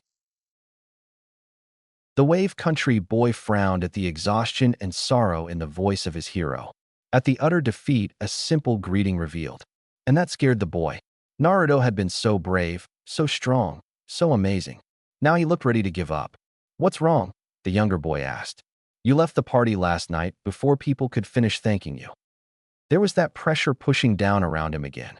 Naruto pressed his eyes closed and his lips formed a thin line as he fought against that pressure again. I didn't want it. I couldn't take it. I hadn't done anything to deserve it. Naruto said, voice a little louder than his greeting to the boy had been, but filled with desperation as well. Do you have anyone special in your life? I'm willing to do whatever it takes to protect the one I care about most. Doing so is my own dream. What do you mean? Inari asked. You saved us. You gave us our hope and pride back. You saved Grandpa. It was you who killed the ones who were threatening us. You protected us. Inari was standing right in front of the topless Naruto and prodded him in the chest with a finger. You're our hero. You do deserve to be thanked.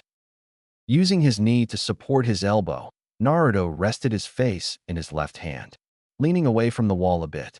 Inari. Naruto half croaked, half pleaded. That's just it. I killed. Often people have it wrong, mistakenly believing that showing mercy to an enemy is kindness.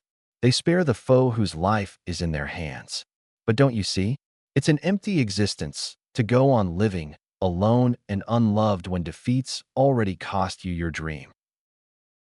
Why are you so upset about Gato? Inari asked, startled at this revelation, or what he thought was the revelation. Naruto's eyes flickered to the boy. Then the younger child understood. Young he might be, but he was very understanding. That other ninja? It was Haku, right? Naruto nodded mutely. You want to talk about it? I'll listen. Inari offered. I won't interrupt or tell anyone. Naruto was going to brush off the offer, but seeing Inari settle himself on the floor, he figured a little talking wouldn't be so bad. I knew him. I understood him and I liked him. He was a good person, had a kind heart. I respected him so much even when I thought he had killed Sasuke, Naruto said. He looked down at his hands. I killed someone I respected. When people are protecting something truly precious to them, they truly can become as strong as they must be. That was all he meant to say, but it didn't end there. Naruto talked and talked, pouring out his emotions, fears, and it wasn't just about Haku's death. Naruto told him, a heavily modified version to keep everything of Kyuubi and anything that held reference to what had happened after Naruto left the celebration, about other problems he had been having during the mission, taking so long to be able to just walk up a stupid tree with chakra, and his anger at himself for not being able to improve faster, just to name a few. He talked mostly about his argument with his teammates. Then he switched back to talking about Haku all throughout the other subjects. The genin told the civilian boy about all his various interactions with Haku, when they first threw he was a hunter ninja, to the morning after training, to the final battle. All in great detail, forgoing mentioning the QB and everything he knew of the boy. I got to close, was basically what he was telling the younger boy. I'm half afraid I'll grow heartless or go insane if this is what being a ninja is really about. And most importantly, I'm scared that I'll forget him and the ideas he had that shaped his very being. Ideals that I believe in.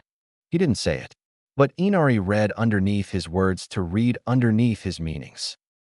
Are you doing this for that sake of that person or for your own satisfaction? Naruto paused for a moment and took a deep breath. The person to acknowledge one who was shunned and unwanted. Haku had Zabuza, who saw past the boy cursed with a bloodline limit. And Irika had seen past the QB that had killed his parents and seen a fellow orphan who knew the pain of having no parents. It was the burning need to repay the person who had acknowledged him that made Haku strive to help Zabuza reach his dream. Naruto knew that if he had been Haku and Irika was Zabuza, Naruto would do whatever needed to help his sensei achieve his dream. And Inari understood. I don't want to become a monster, killing whoever I'm told to kill only because I was told to kill them.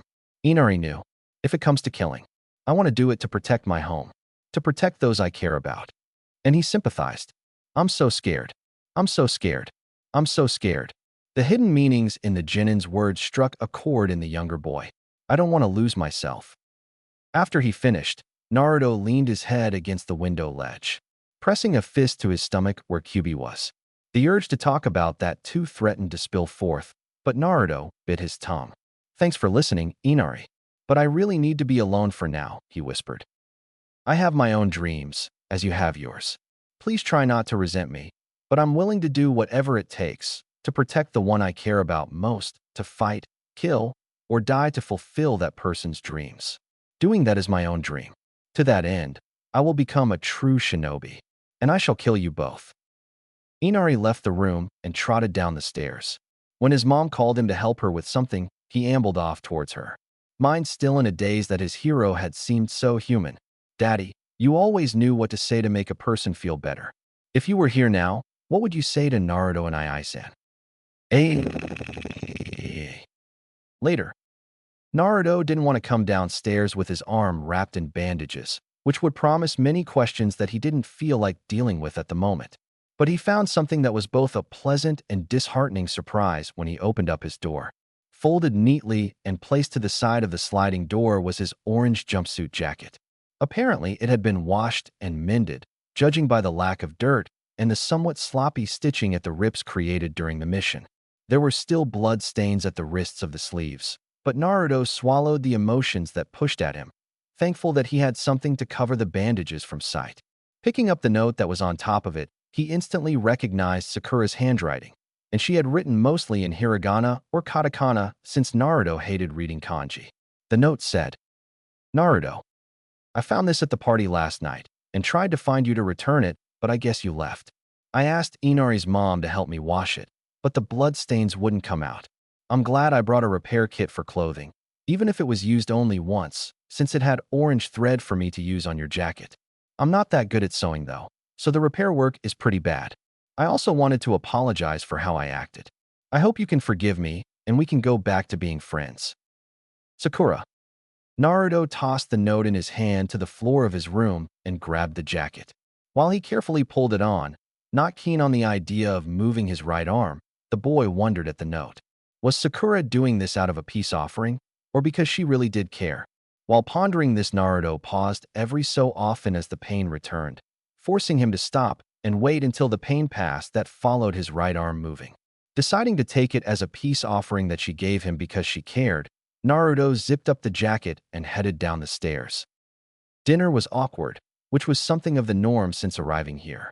Before the battle with the missing mist ninjas, it was because everyone almost seemed to expect to be attacked at any time, or because Naruto and Sasuke were having their little rivalry over eating as much food as fast as possible to get energy so they could head back out and train before the other. Yesterday, they hadn't even bothered to eat before heading off to the celebration. Today, it was because of the oppressive weight that hung over them, and because now they felt the exhaustion of the fear that had been absent since the whole affair started. After dinner, everyone did their own thing like always. Tsunami, with the help of her son, cleaned the kitchen. Sasuke sharpened whichever of his kunai or shuriken needed it. while Sakura shifted between watching him work, trying to start a conversation with him, or just talking to him. Kakashi was reading his book, and Tazuna was sitting at the table talking with his daughter. Naruto gave up trying to sit through the strange ritual that they had all developed of staying in the dining room/kitchen area after dinner. Standing up, he went outside to walk along the deck that surrounded the bridge builder's house. Kicking a pebble that was on the deck, he watched as it leapt into the lake surrounding the house and caused ripples to blemish the smooth surface. Is this the first time a comrade of yours has died? Such is a ninja's path. Hey, brat, shook him out of his thoughts. Touring around revealed Tazuna had followed him out. Clutched in one hand was a bundle of some kind. You've been quiet lately. Naruto didn't respond. All right then, don't talk. Tazuna ruffled the spiky sunshine yellow hair. Stop that. Naruto attempted to swat the attacking appendage aside one-handedly. Chuckling under his breath, Tazuna stepped back and raised the offending limb up in a sign of peace. Running a hand through his hair in an attempt to reverse what the bridge builder had done, he looked at the old man in an attempt to gauge what he wanted. Here. Tazuna raised the bundle in his other hand and tossed it towards the boy. Figured it'd be best with you. Naruto snapped out of his suspicion in time to fumble with his left hand to grab it before it fell to the wooden dock or worst, into the lake. Hearing an all-too-familiar clicking mostly muffled by the leather pouch, they were in told Naruto that the object, or rather objects judging by the amount of clicking, was metal. And after overhearing your conversation with Inari earlier, I figure he probably would have wanted you to have them. Didn't you tell me that you wanted to become the #1 ninja in your village and make everyone respect you? If you had someone in your life who did more than that, who acknowledged your existence, even cared for you, wouldn't that person become the most important, treasured person in your life? Haku had his person as Naruto had Iruka-sensei. Master Zabuza adopted me, knowing I came from a bloodline limit. The very thing in me that made everyone else hate me. He didn't just overlook it. He cherished it. He wanted it. Naruto wondered. Opening up the old, battered, stained and musty bag revealed to Naruto what was in it. His eyes widened as countless emotions swirled beneath their azure depths. Looking up at Tazuna, he found the old man gone and looked back into the pouch, now feeling that if the contents had fallen into the lake, it wouldn't have been so bad. Dozens upon dozens of steel Senbon needles were reflecting the moonlight back out of the dark confines of the leather pouch. Blood tipped the ends of many of them, dulling the gleaming reflections. Haku's Senbon. I was so happy. 5 days after the battle, Naruto had disappeared again. Sakura appeared into his empty room, but found no blonde mass of hair. After Tazuna had gone after Naruto the other day out of view and hearing from the rest of the people who currently resided in the house, the orange-clad genin had both gotten better and worse. He had started to smile again and laugh once in a while, but he was so much quieter when compared to the Naruto who had left Konoha. Though it was in some ways an improvement, Sakura couldn't help but miss the old Naruto. Now he hadn't pestered her for dates or screamed challenges to Sasuke, or even declare he would be Hokage and Dame whatever stood between him and that dream. Not once had he done any of that. And therein lay the problem. For as long as Sakura had known Naruto, Hokage had always been associated. In fact, since the battle on the bridge, Naruto hadn't even mentioned anything about anything related to the Hokage.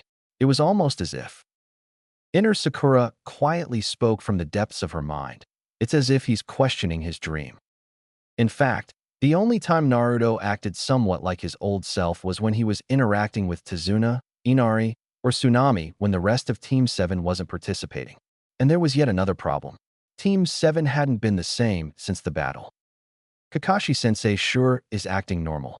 Inner Sakura grumbled, cracking her knuckles menacingly, reading that damn book every waking moment. But everyone else had changed. Sasuke was still cold and distant, but he was almost foaming at the mouth to get back to training tomorrow. His no-training order by Kakashi would then be over. Sakura suspected that his afternoon wanderings through the woods by the bridge builder's house was actually when he went off to practice something. And from observing her crush's reactions to their other teammate, to the Uchiha, it seemed that Naruto was no longer just a teammate that was a hindrance, but a rival to be wary of. And Naruto? Naruto was quiet.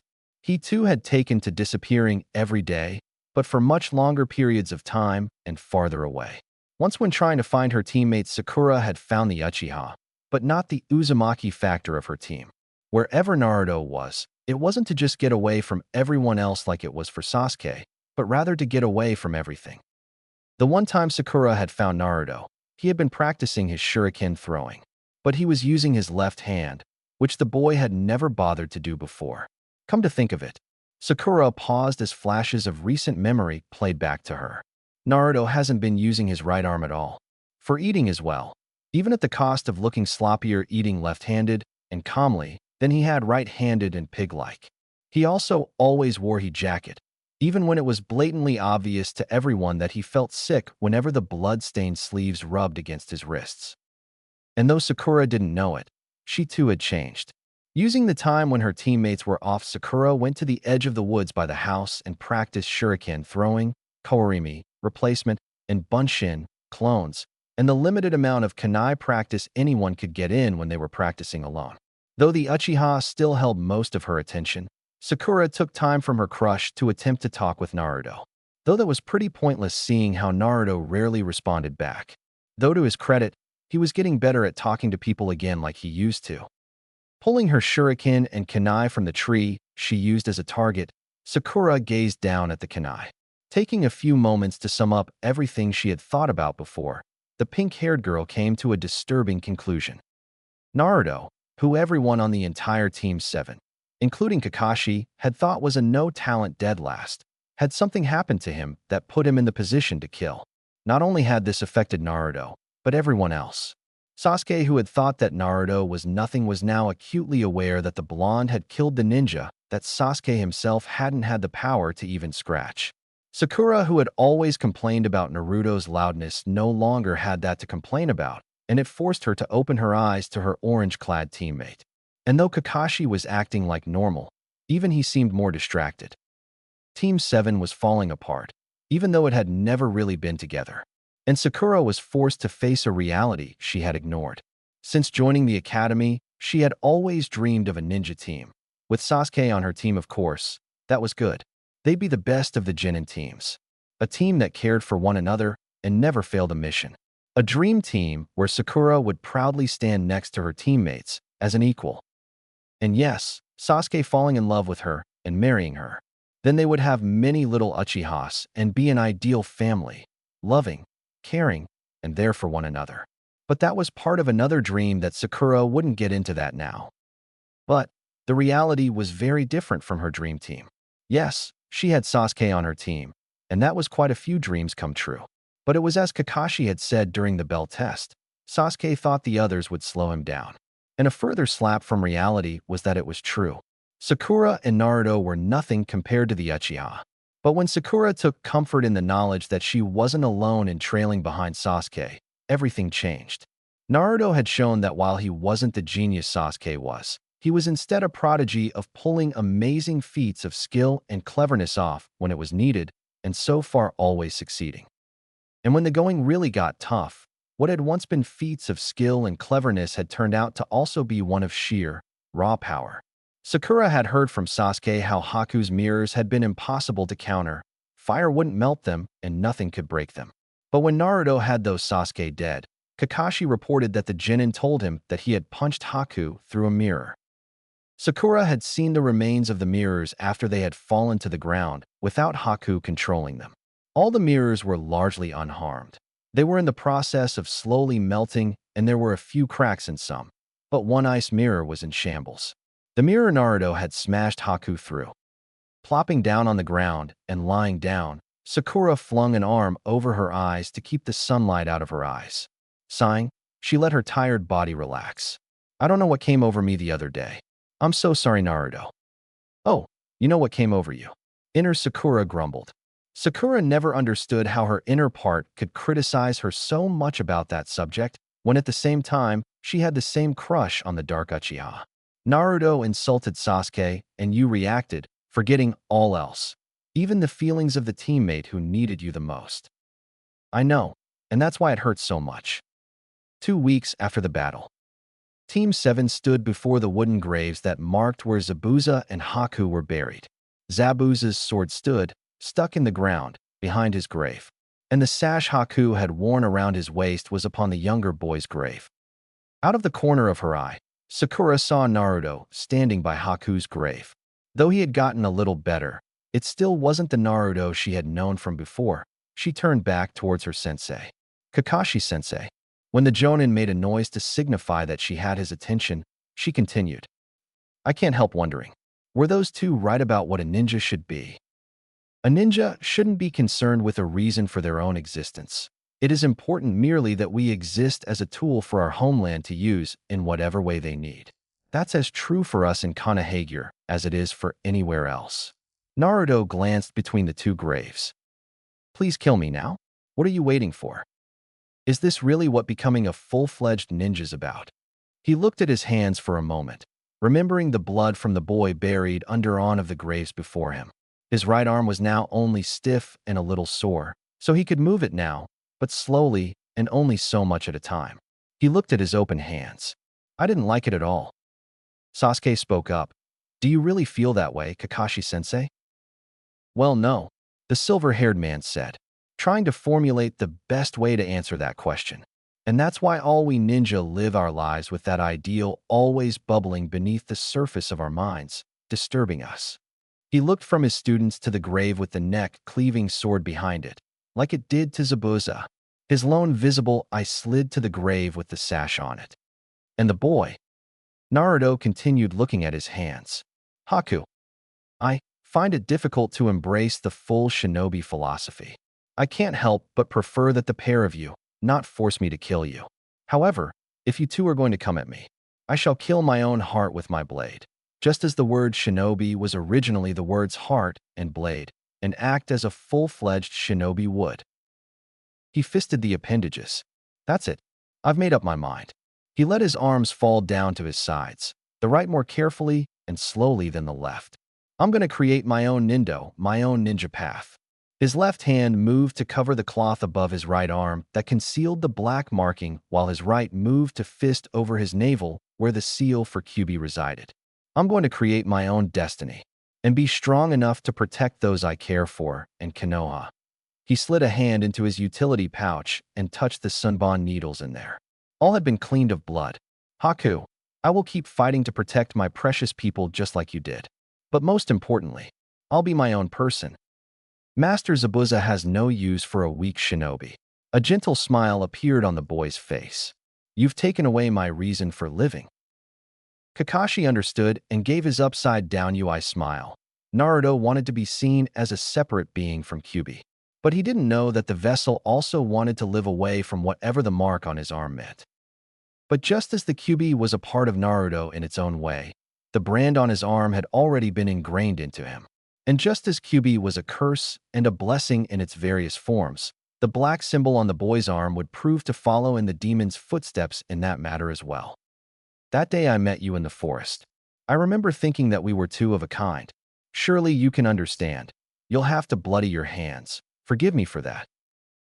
Later, the time had come to finally depart from the land of waves, and Team 7 was carrying more weight with them now than they had when leaving. Not only did they have their own clothes, gear, and personal weapons along with fresh provisions replacing what they had brought with them, but also many gifts that were pushed on them. And not only were most items wrapped up, therefore the ninjas were unable to decide what they could keep and what they could throw away, but it would offend the people if they saw their gifts being thrown away.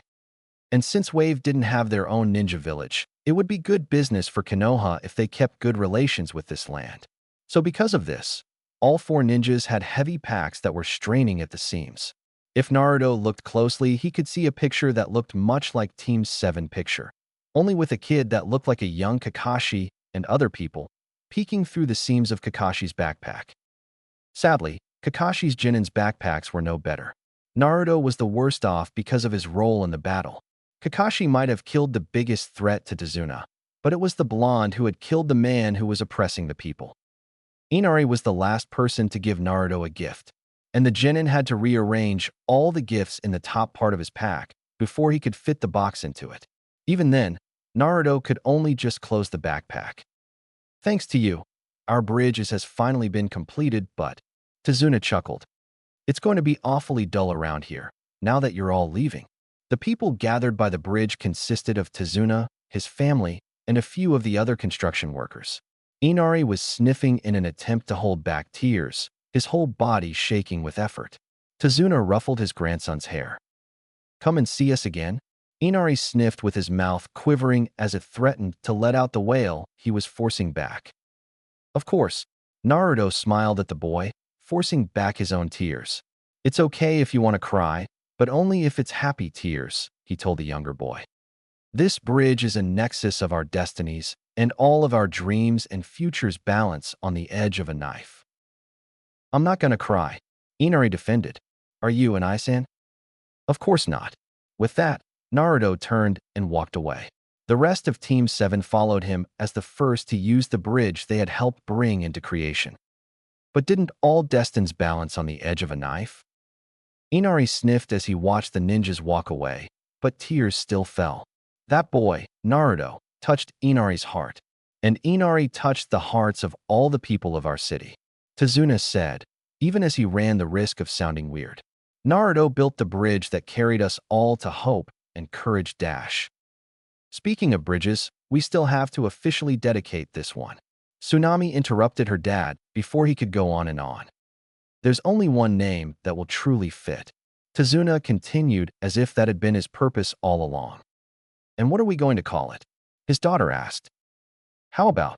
Called on his bluff, Tazuna fumbled for a name that would help him preserve his pride. The Great Uzumaki Naruto Bridge. Nodding decisively, Tazuna pushed his glasses up his nose proudly. The Great Naruto Bridge, for short, it's a nice name, Dad. Tsunami narrowed her eyes at her father, suspicious of whether or not he had actually been planning to name it that or not. A few days later. After a few days of leaving Wave Territory, and a few more until they reached Konoha, Team 7 could be found camping in the forest that covered most of Fire Country. After eating dinner, which consisted of fish and some dried fruits, Naruto used the excuse of going to the bathroom to head out into the forest. One away from camp, he created a single seal with his hands and muttered, Kage Bunshin no Jutsu. Shadow Clone no Jutsu.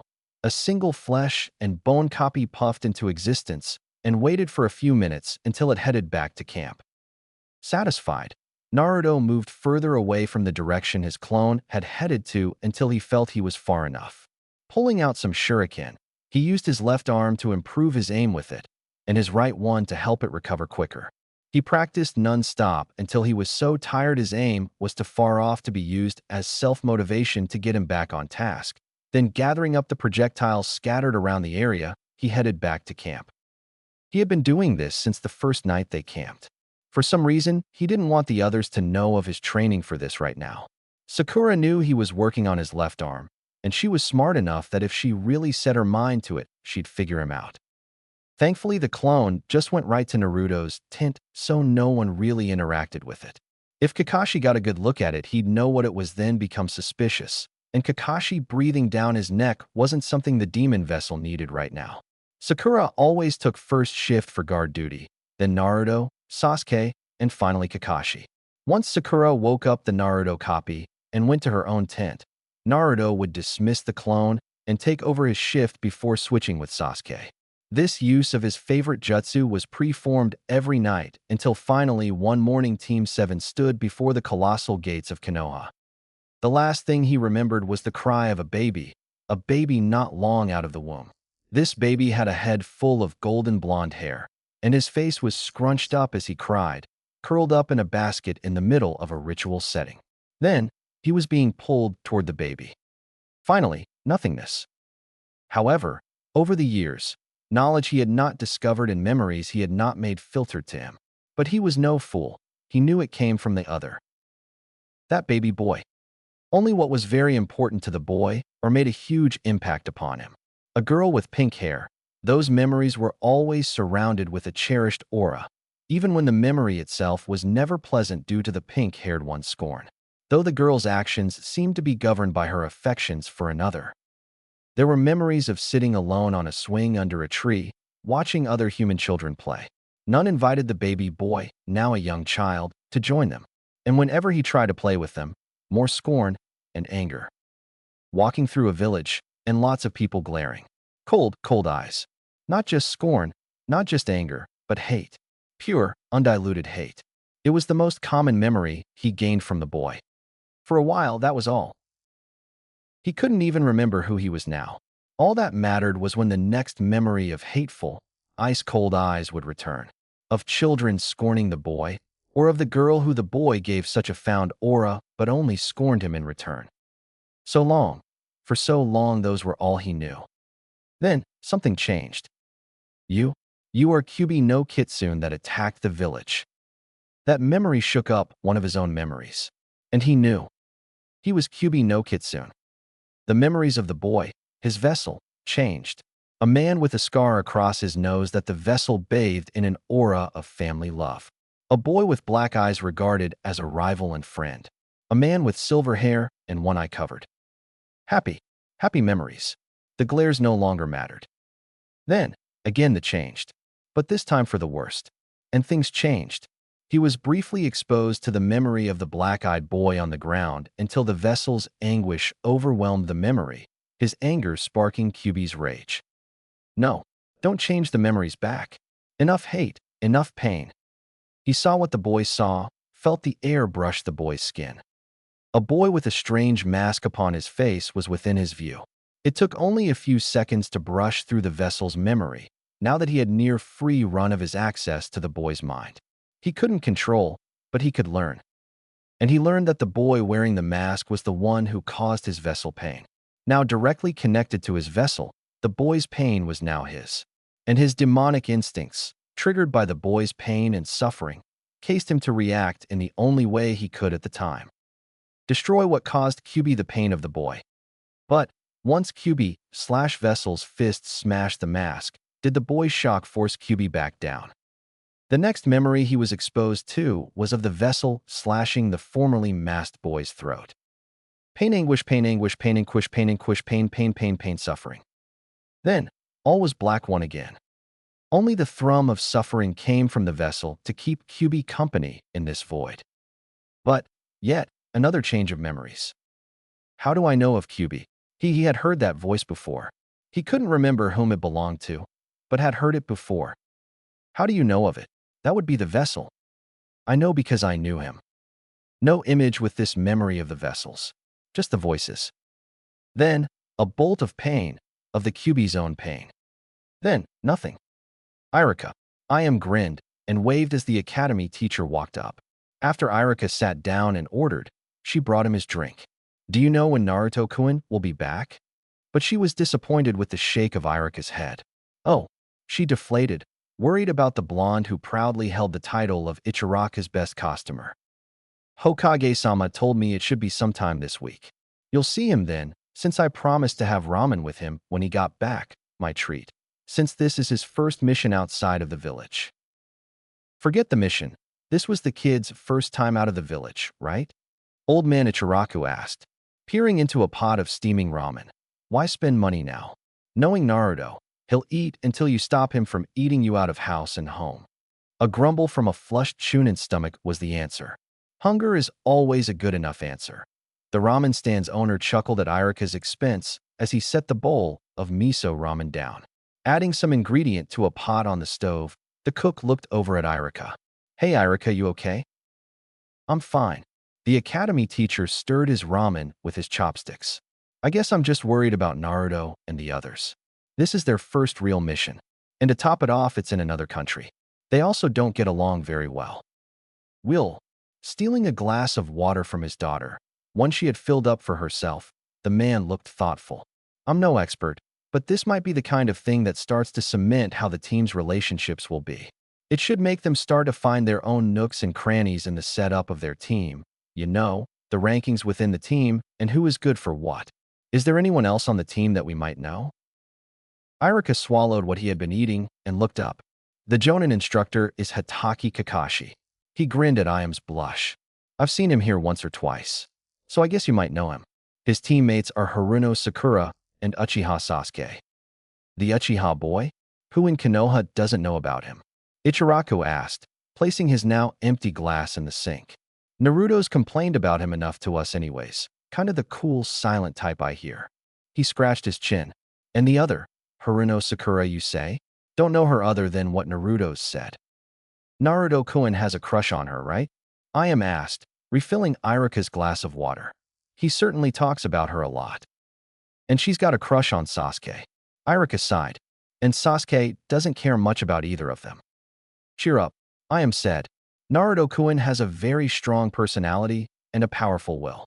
Don't you trust him for a simple mission? Even if it is out of the fire country and his first real mission. Irika looked startled that she implied that he had no faith in his student for a simple C-ranked mission, much less one that just required the team to guard an old man from bandits. Unknown to Irika, the Hokage had conveniently neglected to mention the letter he had received from Kakashi about the change of mission and rank. Of course I have faith in him. He's one of my best students. There is absolutely no reason for my worrying other than I'm concerned he'll get homesick. Kakashi-san. I am bowed to the person who just walked in. How may we help you today? Hey, where's Naruto? He should have been here by now if you guys are back. Ichiraku turned around from working at the stove. Kakashi nodded briefly to Ayame and her father before he walked over to Irika. I need to talk to you. Irika felt worry creep into his stomach at those words. He nodded and stood up, tossing money for the ramen on the table as he followed Kakashi out. It feels good to be back home. Naruto looked around the shabby apartment that had been his for as long as he could remember. It was 2 rooms, the main room which acted as a kitchen/bedroom/living room combo, and the bedroom. Well, for rooms if you include the closet that was attached to the main room and the bathroom attached to the bathroom. After dumping all his backpack's contents on the floor of his apartment, Naruto sorted the pile into sections. One section was the few presents he had kept from the people of Wave. Team 7 couldn't give back anything and insult the people, but they couldn't travel so heavily loaded down either. Kakashi had told the team to open the gifts and sort through it the first night they camped, and then the next morning the pile of the gifts they didn't keep was gone. It had been little things the villagers had given them mostly, but the sheer amount they had been given was enough to put a strain on everyone's backs. Kakashi had probably done something with the unwanted gifts, like burned them in place of firewood if the odd bits and pieces of junk in the ashes the next morning were any indication. Naruto looked down at the pile before him, money, the still unopened gifts from Tazuna and his family, and a few other things. His favorite was probably a fox stuffed animal from Inari. It had yellow fur and bright blue eyes, and the mouth smiled brightly. The other pile was clothing, all dirty. Then a pile of the scrolls and weapons he hadn't carried around in his shuriken holster, utility pouch, or in his pockets. Finally, the food left over was either trashed or put away, depending on its freshness. When that done, he left the piles on the floor and ruffled through his stuff in his home. All the bandages he had were too big for wrapping around his bicep to hide the mark, and he couldn't find anything else to use instead. He experimentally moved his arm around. A small smile tugged at the corners of his mouth at how it now moved, almost just how it had before that stupid mark had been put on. Time to go shopping. Naruto sighed. Kaguya hinged no jutsu, shadow transformation no jutsu. Forming his hands into a familiar seal, he waited until the smoke cleared away before he checked how the jutsu went. Orioke no jutsu, sexy no jutsu, was only an extra benefit of the real reason he made up the jutsu. Unlike Hinge no Jutsu, Transformation no Jutsu, which was an illusion overlaid onto the user, this jutsu made Naruto's body become the person or object. It was the same jutsu he used against Zabuza when he teamed up with Sasuke. Naruto had used the jutsu to turn into a real shuriken rather than overlay his body with an illusion. The real reason Naruto had come up with this jutsu? So he could shop without being kicked out of stores or overcharged just because the shopkeepers hated him. He could, at most, hold it for an hour. It was like Kage Bunshin no Jutsu, Shadow Clones no Jutsu, to Bunshin no Jutsu, Clones no Jutsu. It was a more advanced form of a simple academy jutsu that took up a lot of chakra to make it real and to hold it. The person looking back at Naruto in the mirror was plain, easy to forget. Brown hair and brown eyes with tan skin. Blue short-sleeved shirt, black pants, and ninja sandals along with a hadiate.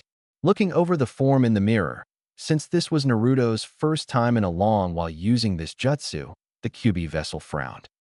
His scars on his face were gone, and his shirt covered the seal of the Kyuubi, which Naruto knew from past experiences was visible since he was using chakra. But the black Kage kanji mark on his arm, as well as the scar connecting it to the Yondaime seal, was still there. Frowning, Naruto redid the jutsu, this time making a simple gray jacket appear. It seemed that like the Kyuubi's seal, the shadow kanji and the scar connecting the two affected him on a plane beyond just the physical one. Pushing that thought out of mind, Naruto went out of his apartment. Few people knew Naruto could do this. Kakashi figured it out one day when he saw Naruto. Iruka also knew of it, just because Naruto shared everything with his favorite person. And the Hokage, because the old man seemed to know everything. Naruto wouldn't be surprised if some ANBU or a few Jonin knew he could do it. It hurt his pride to admit it, but there were some ninjas out there who Naruto had no chance of outsmarting yet. "You're late, Kakashi." The Chunin, one of the two right-hand workers of Sandaime, working at the table set up for handing out missions, said in monotone. The Jonin had returned from the mission early, not unusual, but missed the time for handing in mission reports, which was sadly also not unusual. Izumo collected the mission report and scanned it before stamping a mission success in green at the top and tossing it into a pile by his feet. "Is Hokage-sama in his office? I need to talk with him." Kakashi didn't even react to the all-too-familiar accusation. The Chunin jerked his thumb to the door leading to the core of Konoha's headquarters as he looked over the list of D-ranked missions for Kurenai's teammate. "Yo, Kurenai," Kakashi greeted, glancing over her team. All of her genin were from powerful clans of Konoha. "Come on, give us a new mission. We finally got the top rank for the new genin teams away from the Uchiha's team, and we want to keep it. Right, Akamaru?" Kiba grinned as his dog barked agreement to his master's statement. "Then you'll need a lot of missions to catch up again." This time it was Kotetsu who spoke up, a somewhat sadistic grin on his face at the feral-looking boy's expression. "Kakashi's Team 7 just got top rank out of the rookie genins again." "How?" Kiba's jaw dropped. C-ranked mission turned A-ranked. Mission success. No deaths for our side, and the death of two missing ninjas of high rank, and a businessman who... Izumo pulled out the A-ranked mission scroll and crossed out something. "We actually just got a mission from a Fire Country transport company to assassinate. But now it's taken care of, so we can send the response to the transportation company and get payment for it." The Chunin was sorting through mission files until he came upon the one he was looking for and scanned it. Nodding in satisfaction, he passed it to Kurenai.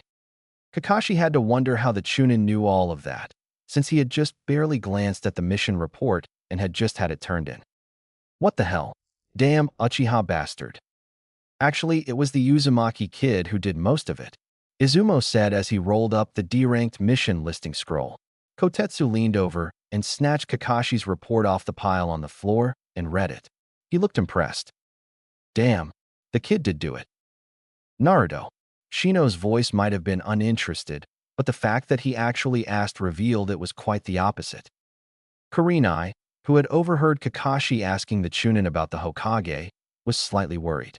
"Is your team all right, Kakashi? An A-ranked mission so soon?" She saw Hinata pressing her fingertips together and open her mouth to speak before the Hyuga heiress lost her nerve and closed her mouth. "Is Naruto okay?" she asked for her shy student after a sigh. Hinata was really too quiet for her own good. Kurenai tried to get her to speak up as well as speak out once in a while, but it was mostly pointless. Hinata was just quiet and timid. Kakashi sighed. "That's why I'm here." With those cryptic words, he turned around, waved over his shoulder, and went deeper into the Hokage's building. A few words with the Hokage's secretary soon had him inside Sandaime's office. "You're worried the seal might have cracked?" Sandaime asked after hearing the tale. Yondaime did speak of how this version of the seal had never quite been done before. Usually Shinigami takes both the soul of the summoner and the summoner's target into its belly. However, the Kyuubi couldn't be killed, so Yondaime somehow managed to get it sealed inside Naruto. It may be that the seal reacts to the boy's state of mind. Normally it does its job, keeping the demon sealed away. But when he is under great emotional distress apparently, it allows some influence to leak out. Rubbing his temples, the old man sighed. "How is Naruto now?" At Wave after the battle, he went off to train on his own.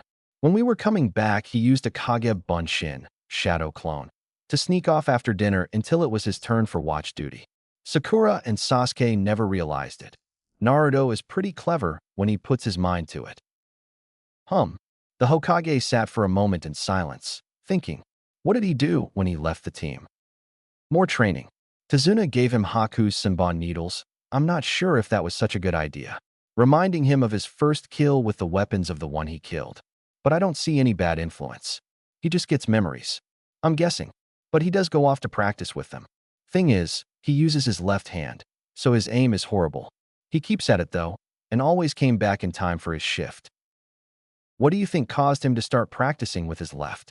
Closing his eyes, the elder man tried to organize all the information. He wanted to figure out what the problem was so he could help Naruto somehow. If there was a problem, this could just be Naruto's way of dealing with emotional hurt. I don't really know, Kakashi shrugged. But since the party for the death of Gato, he's been acting as if it hurts to use his right arm.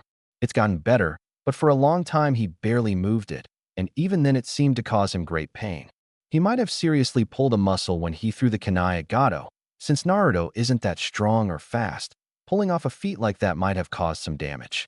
Since it isn't life-threatening or permanent, or even long-term other than a few weeks, it seems the Kyuubi isn't healing it.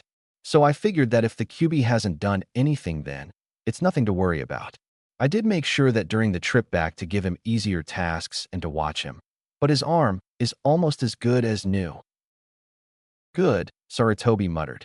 But there was still disappointment in the old man's eyes as he looked upon Kakashi. But why haven't you talked to him? Was it just the Hokage, or did Kakashi look at the floor as if he was ashamed? I tired, but I kept giving up. I don't know what to say to him. I've offered to listen if he wanted to talk. And at one point I almost forced him to talk to me. But he ranted to Tazuna's grandson, and seemed to recover a bit after that. So you just left it at that? Sandaime asked. More needs to be done. Just leaving the subject there isn't enough, Kakashi. Now Kakashi looked up. I've talked to someone who has experience with something like this. And he agreed to help Naruto. The Hokage nodded and smiled a little bit. Good. When Kakashi left in a burst of smoke, Sandaime's lips tilted into a frown. So what will you do now? He asked a figure hiding in the room. A woman stepped into the light and frowned back. What do you mean? The woman pulled her trench coat closer to her form. I've quit doing missions outside of Fire Country so I could supervise the Chunin exam. Once it's over, I'll go back to doing out-of-country missions again. You've been out of the village for nearly 12 years. Naruto needs you. The Hokage closed his eyes as pain shot across the woman's face. Naruto doesn't know about me. He needs people like Iruka or Kakashi who stand by him and didn't abandon him. I was overwhelmed in my own grief and did just that, left him. Don't you think you've left him alone for long enough, Anko? The Hokage looked at Orochimaru's ex-apprentice. Anko walked over to look out of a window that overlooked the Hokage memorial. Kami, Hokage-sama. He looks so much like Erasure. Anko's gaze fell upon the mountainside image of the fourth. Eyes, hair, love of ramen, and amazing willpower, most of Arashi's personality. A sad smile molded upon her lips. The rest, though, the rest is Midori's. Lack of height, openness with those she trusted. He shares a lot of similarities with you as well. The love of turning around and surprising people. And of course, he too has a shadow hanging over him from his past. Orochimaru's ex-apprentice put a hand on the mark upon the back of her neck. I took missions out of the village to ease my own hurt of Arashi's death. I had lost both a relative in Midori and an in-law in Erasure when they died. When I was recovering from my involvement with Orochimaru's plans, they had both stood by me and supported me. And with both of them gone, it threw you into despair. Sandaime finished for her. Especially with how they made you their unborn child's official guardian should something happen to them. And right after they discovered Midori was pregnant too. Then with the complications of Midori's pregnancy and how much you did for them then. Anko closed her eyes and nodded. When Kyuubi attacked, it made complications even worse. It made everything worse. Midori was already gone. So, when Erasure died too, you were overcome with your own hurt. You set up the account for Naruto as well as whatever other affairs regarding him remained. Then you left for missions that would take a long time out of Fire Country. Unrolling a scroll, the Hokage looked at the setup for the Chunin exams. Now I brought you back for this. And when it's over, I'll take another mission out of Fire Country that has a long duration. She pulled out 2 pictures from her pocket of her miniskirt. One held a picture of Erashur and a pretty woman with beautiful light brown hair and delicate green eyes. Anko gazed at the 2 startling similar faces of Naruto and his father Erashur. If I told Naruto and he rejects me, she let the pain reflecting on her face finish for her. He has every right for rejecting the relative who left him because of her own sorrow. She gently put the pictures back into the pocket they had come from, then left after giving the Hokage a formal salute. When the door closed, Sandaime placed his pipe on his lips and sighed. But even your relation to him is more complicated than that. There were a few places that, if Irakin needed to find Naruto, he knew where the boy would be. One place was Ichiraku, but since that was where the Chunin was now and there was no sign of the boy, he moved on. The other place was on top of the Yondaime's head. Naruto automatically gravitated there whenever he just wanted to be alone. Irika only knew this because he made sure he knew where Naruto liked to be, since he constantly worried about the blonde. Not there either. After trying Team 7's training grounds, Naruto's apartment, Irika's own apartment in case Naruto had been trying to find him, he tried the Hokage's building. Irika knew that the few times Naruto hadn't talked to him, the boy had gone to Sandaime. But he wasn't there either. The only place left was the academy, where Naruto would sometimes go to wait for him. But Naruto's swing was empty, swinging abandoned in the breeze. He wasn't in any of the classrooms either. Disappointed in himself for giving up after he racked his brain for more places, but came up with none, Yumino Irika sat down at his desk and took a red pen to students' papers, trying to recall any new haunts Naruto might have adapted to mind. It was around 1 in the afternoon as she watched her team. Asuma and Shikamaru were playing Go with Choji, snacking on chips and watching. Asuma-sensei. Ino put emphasis on the teacher's honorific. What else are we going to work on today? Asuma lit a new cigarette and started to smoke again. Work on today? He paused and scratched his bearded chin. Then he placed a new Go piece on the board. We did some teamwork exercises earlier, so for now we'll rest up until you guys head home for the day. Like we do every day? Ino muttered. Their team had the best team skills of all the rookie Genin teams. Their clan jutsus all complemented each other nicely. But other than that, there was nothing that could dig Team 10 out of the rut it had made for itself as the lowest-ranked Genin team out of the 3. Turning to the forest surrounding their training grounds, Ino headed off. Where you going? Choji asked before he shoveled another handful of chips into his mouth. To find something to do, Ino said before she was swallowed by the forest. Ino was tired of yelling her lungs out, of asking nicely too. She was sick of being weak and on the weakest team of the rookie Genin.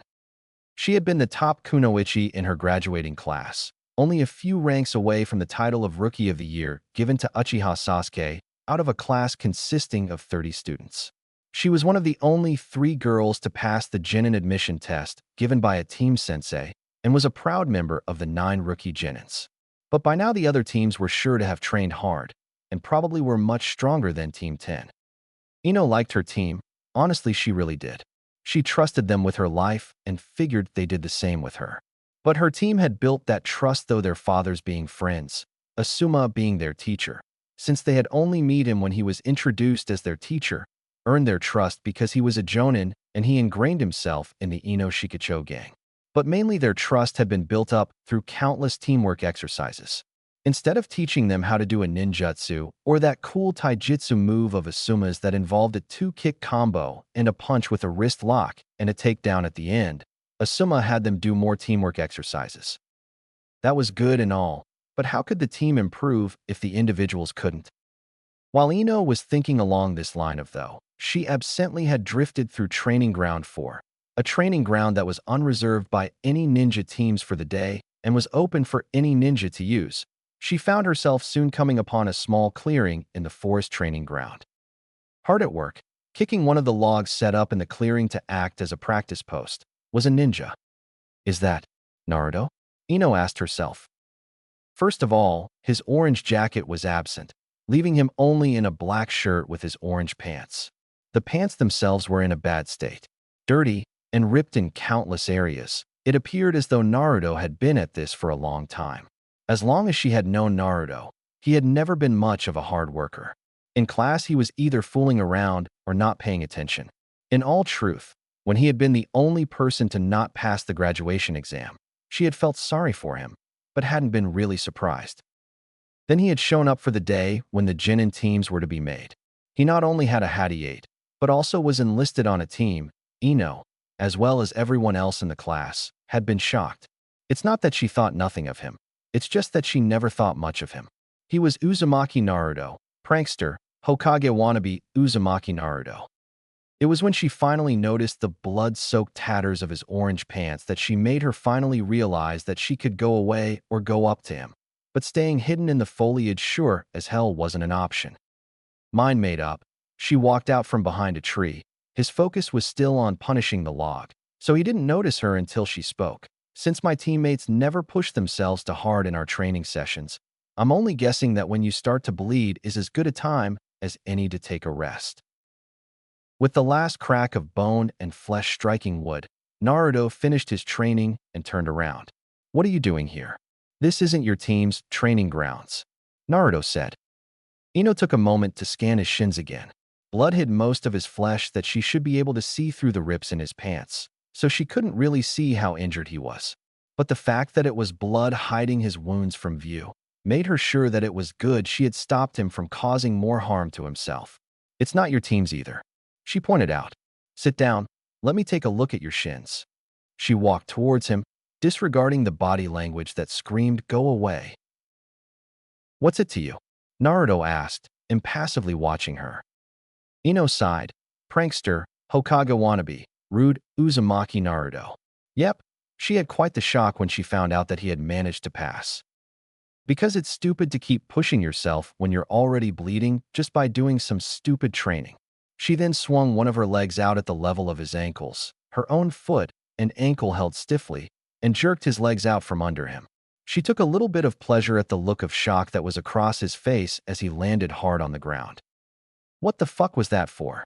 Ino's smile was a sickeningly sweet one, and she pulled on of his legs to her when she kneeled down and pushed up his pant leg so she could see how bad his injuries were. "Because you're being an idiot." However, once the wounds were cleared of all the blood that hid them from sight, Ino could only stare. There were no injuries. "I'm a fast healer." Naruto's voice lacked much emotion. I guess," Ino said. Shoving his legs off her lap, she looked at him. His lack of expression. Lack of motion in his eyes. This wasn't the Naruto from before. And despite herself, Ino found that she was concerned. "Hey, I've got some time. Let's talk." "Why?" "Well, I want to know more about you." "Humph, fat ass and lazy ass using your team training time to eat or play board games." Ino looked at him in shock. "How do you know?" Naruto gave a fox smile, the closed eyes hiding the lack of expression in his eyes, and the smile looked more forced than usual. Sakura talked about how Ino Pig got what she deserved, having those two as her teammates. "Huh, and she thought she could take Sasuke-kun away from me. And all that." "Oh, she did now, did she?" Ino fumed, glaring at the ground. "Don't worry, it's not like Sasuke pays any attention to her." This caused Ino to look up so quickly she thought she heard her neck squeak in protest. "Really?" Naruto laughed at her expression, the utter shock and relief she displayed. So maybe it was more like a brief laugh, but it was the closest to the Naruto from Academy that he'd been all day. Ino's shock and relief about Sasuke and Sakura's non-existent romance, unlike what Sakura said otherwise, melted away into surprise. Naruto had always laughed with his eyes closed. This was the first time she'd seen him laugh and keep his eyes open. They were such a beautiful shade of cerulean, even when they were mostly expressionless and only had a slight glint of amusement in them. "So, what do you want to talk about?" Naruto relaxed against a tree. Ino had made him, if only briefly, forget about what happened in Wave Country. Maybe talking to her for a bit will let him forget again, if only for a little bit longer.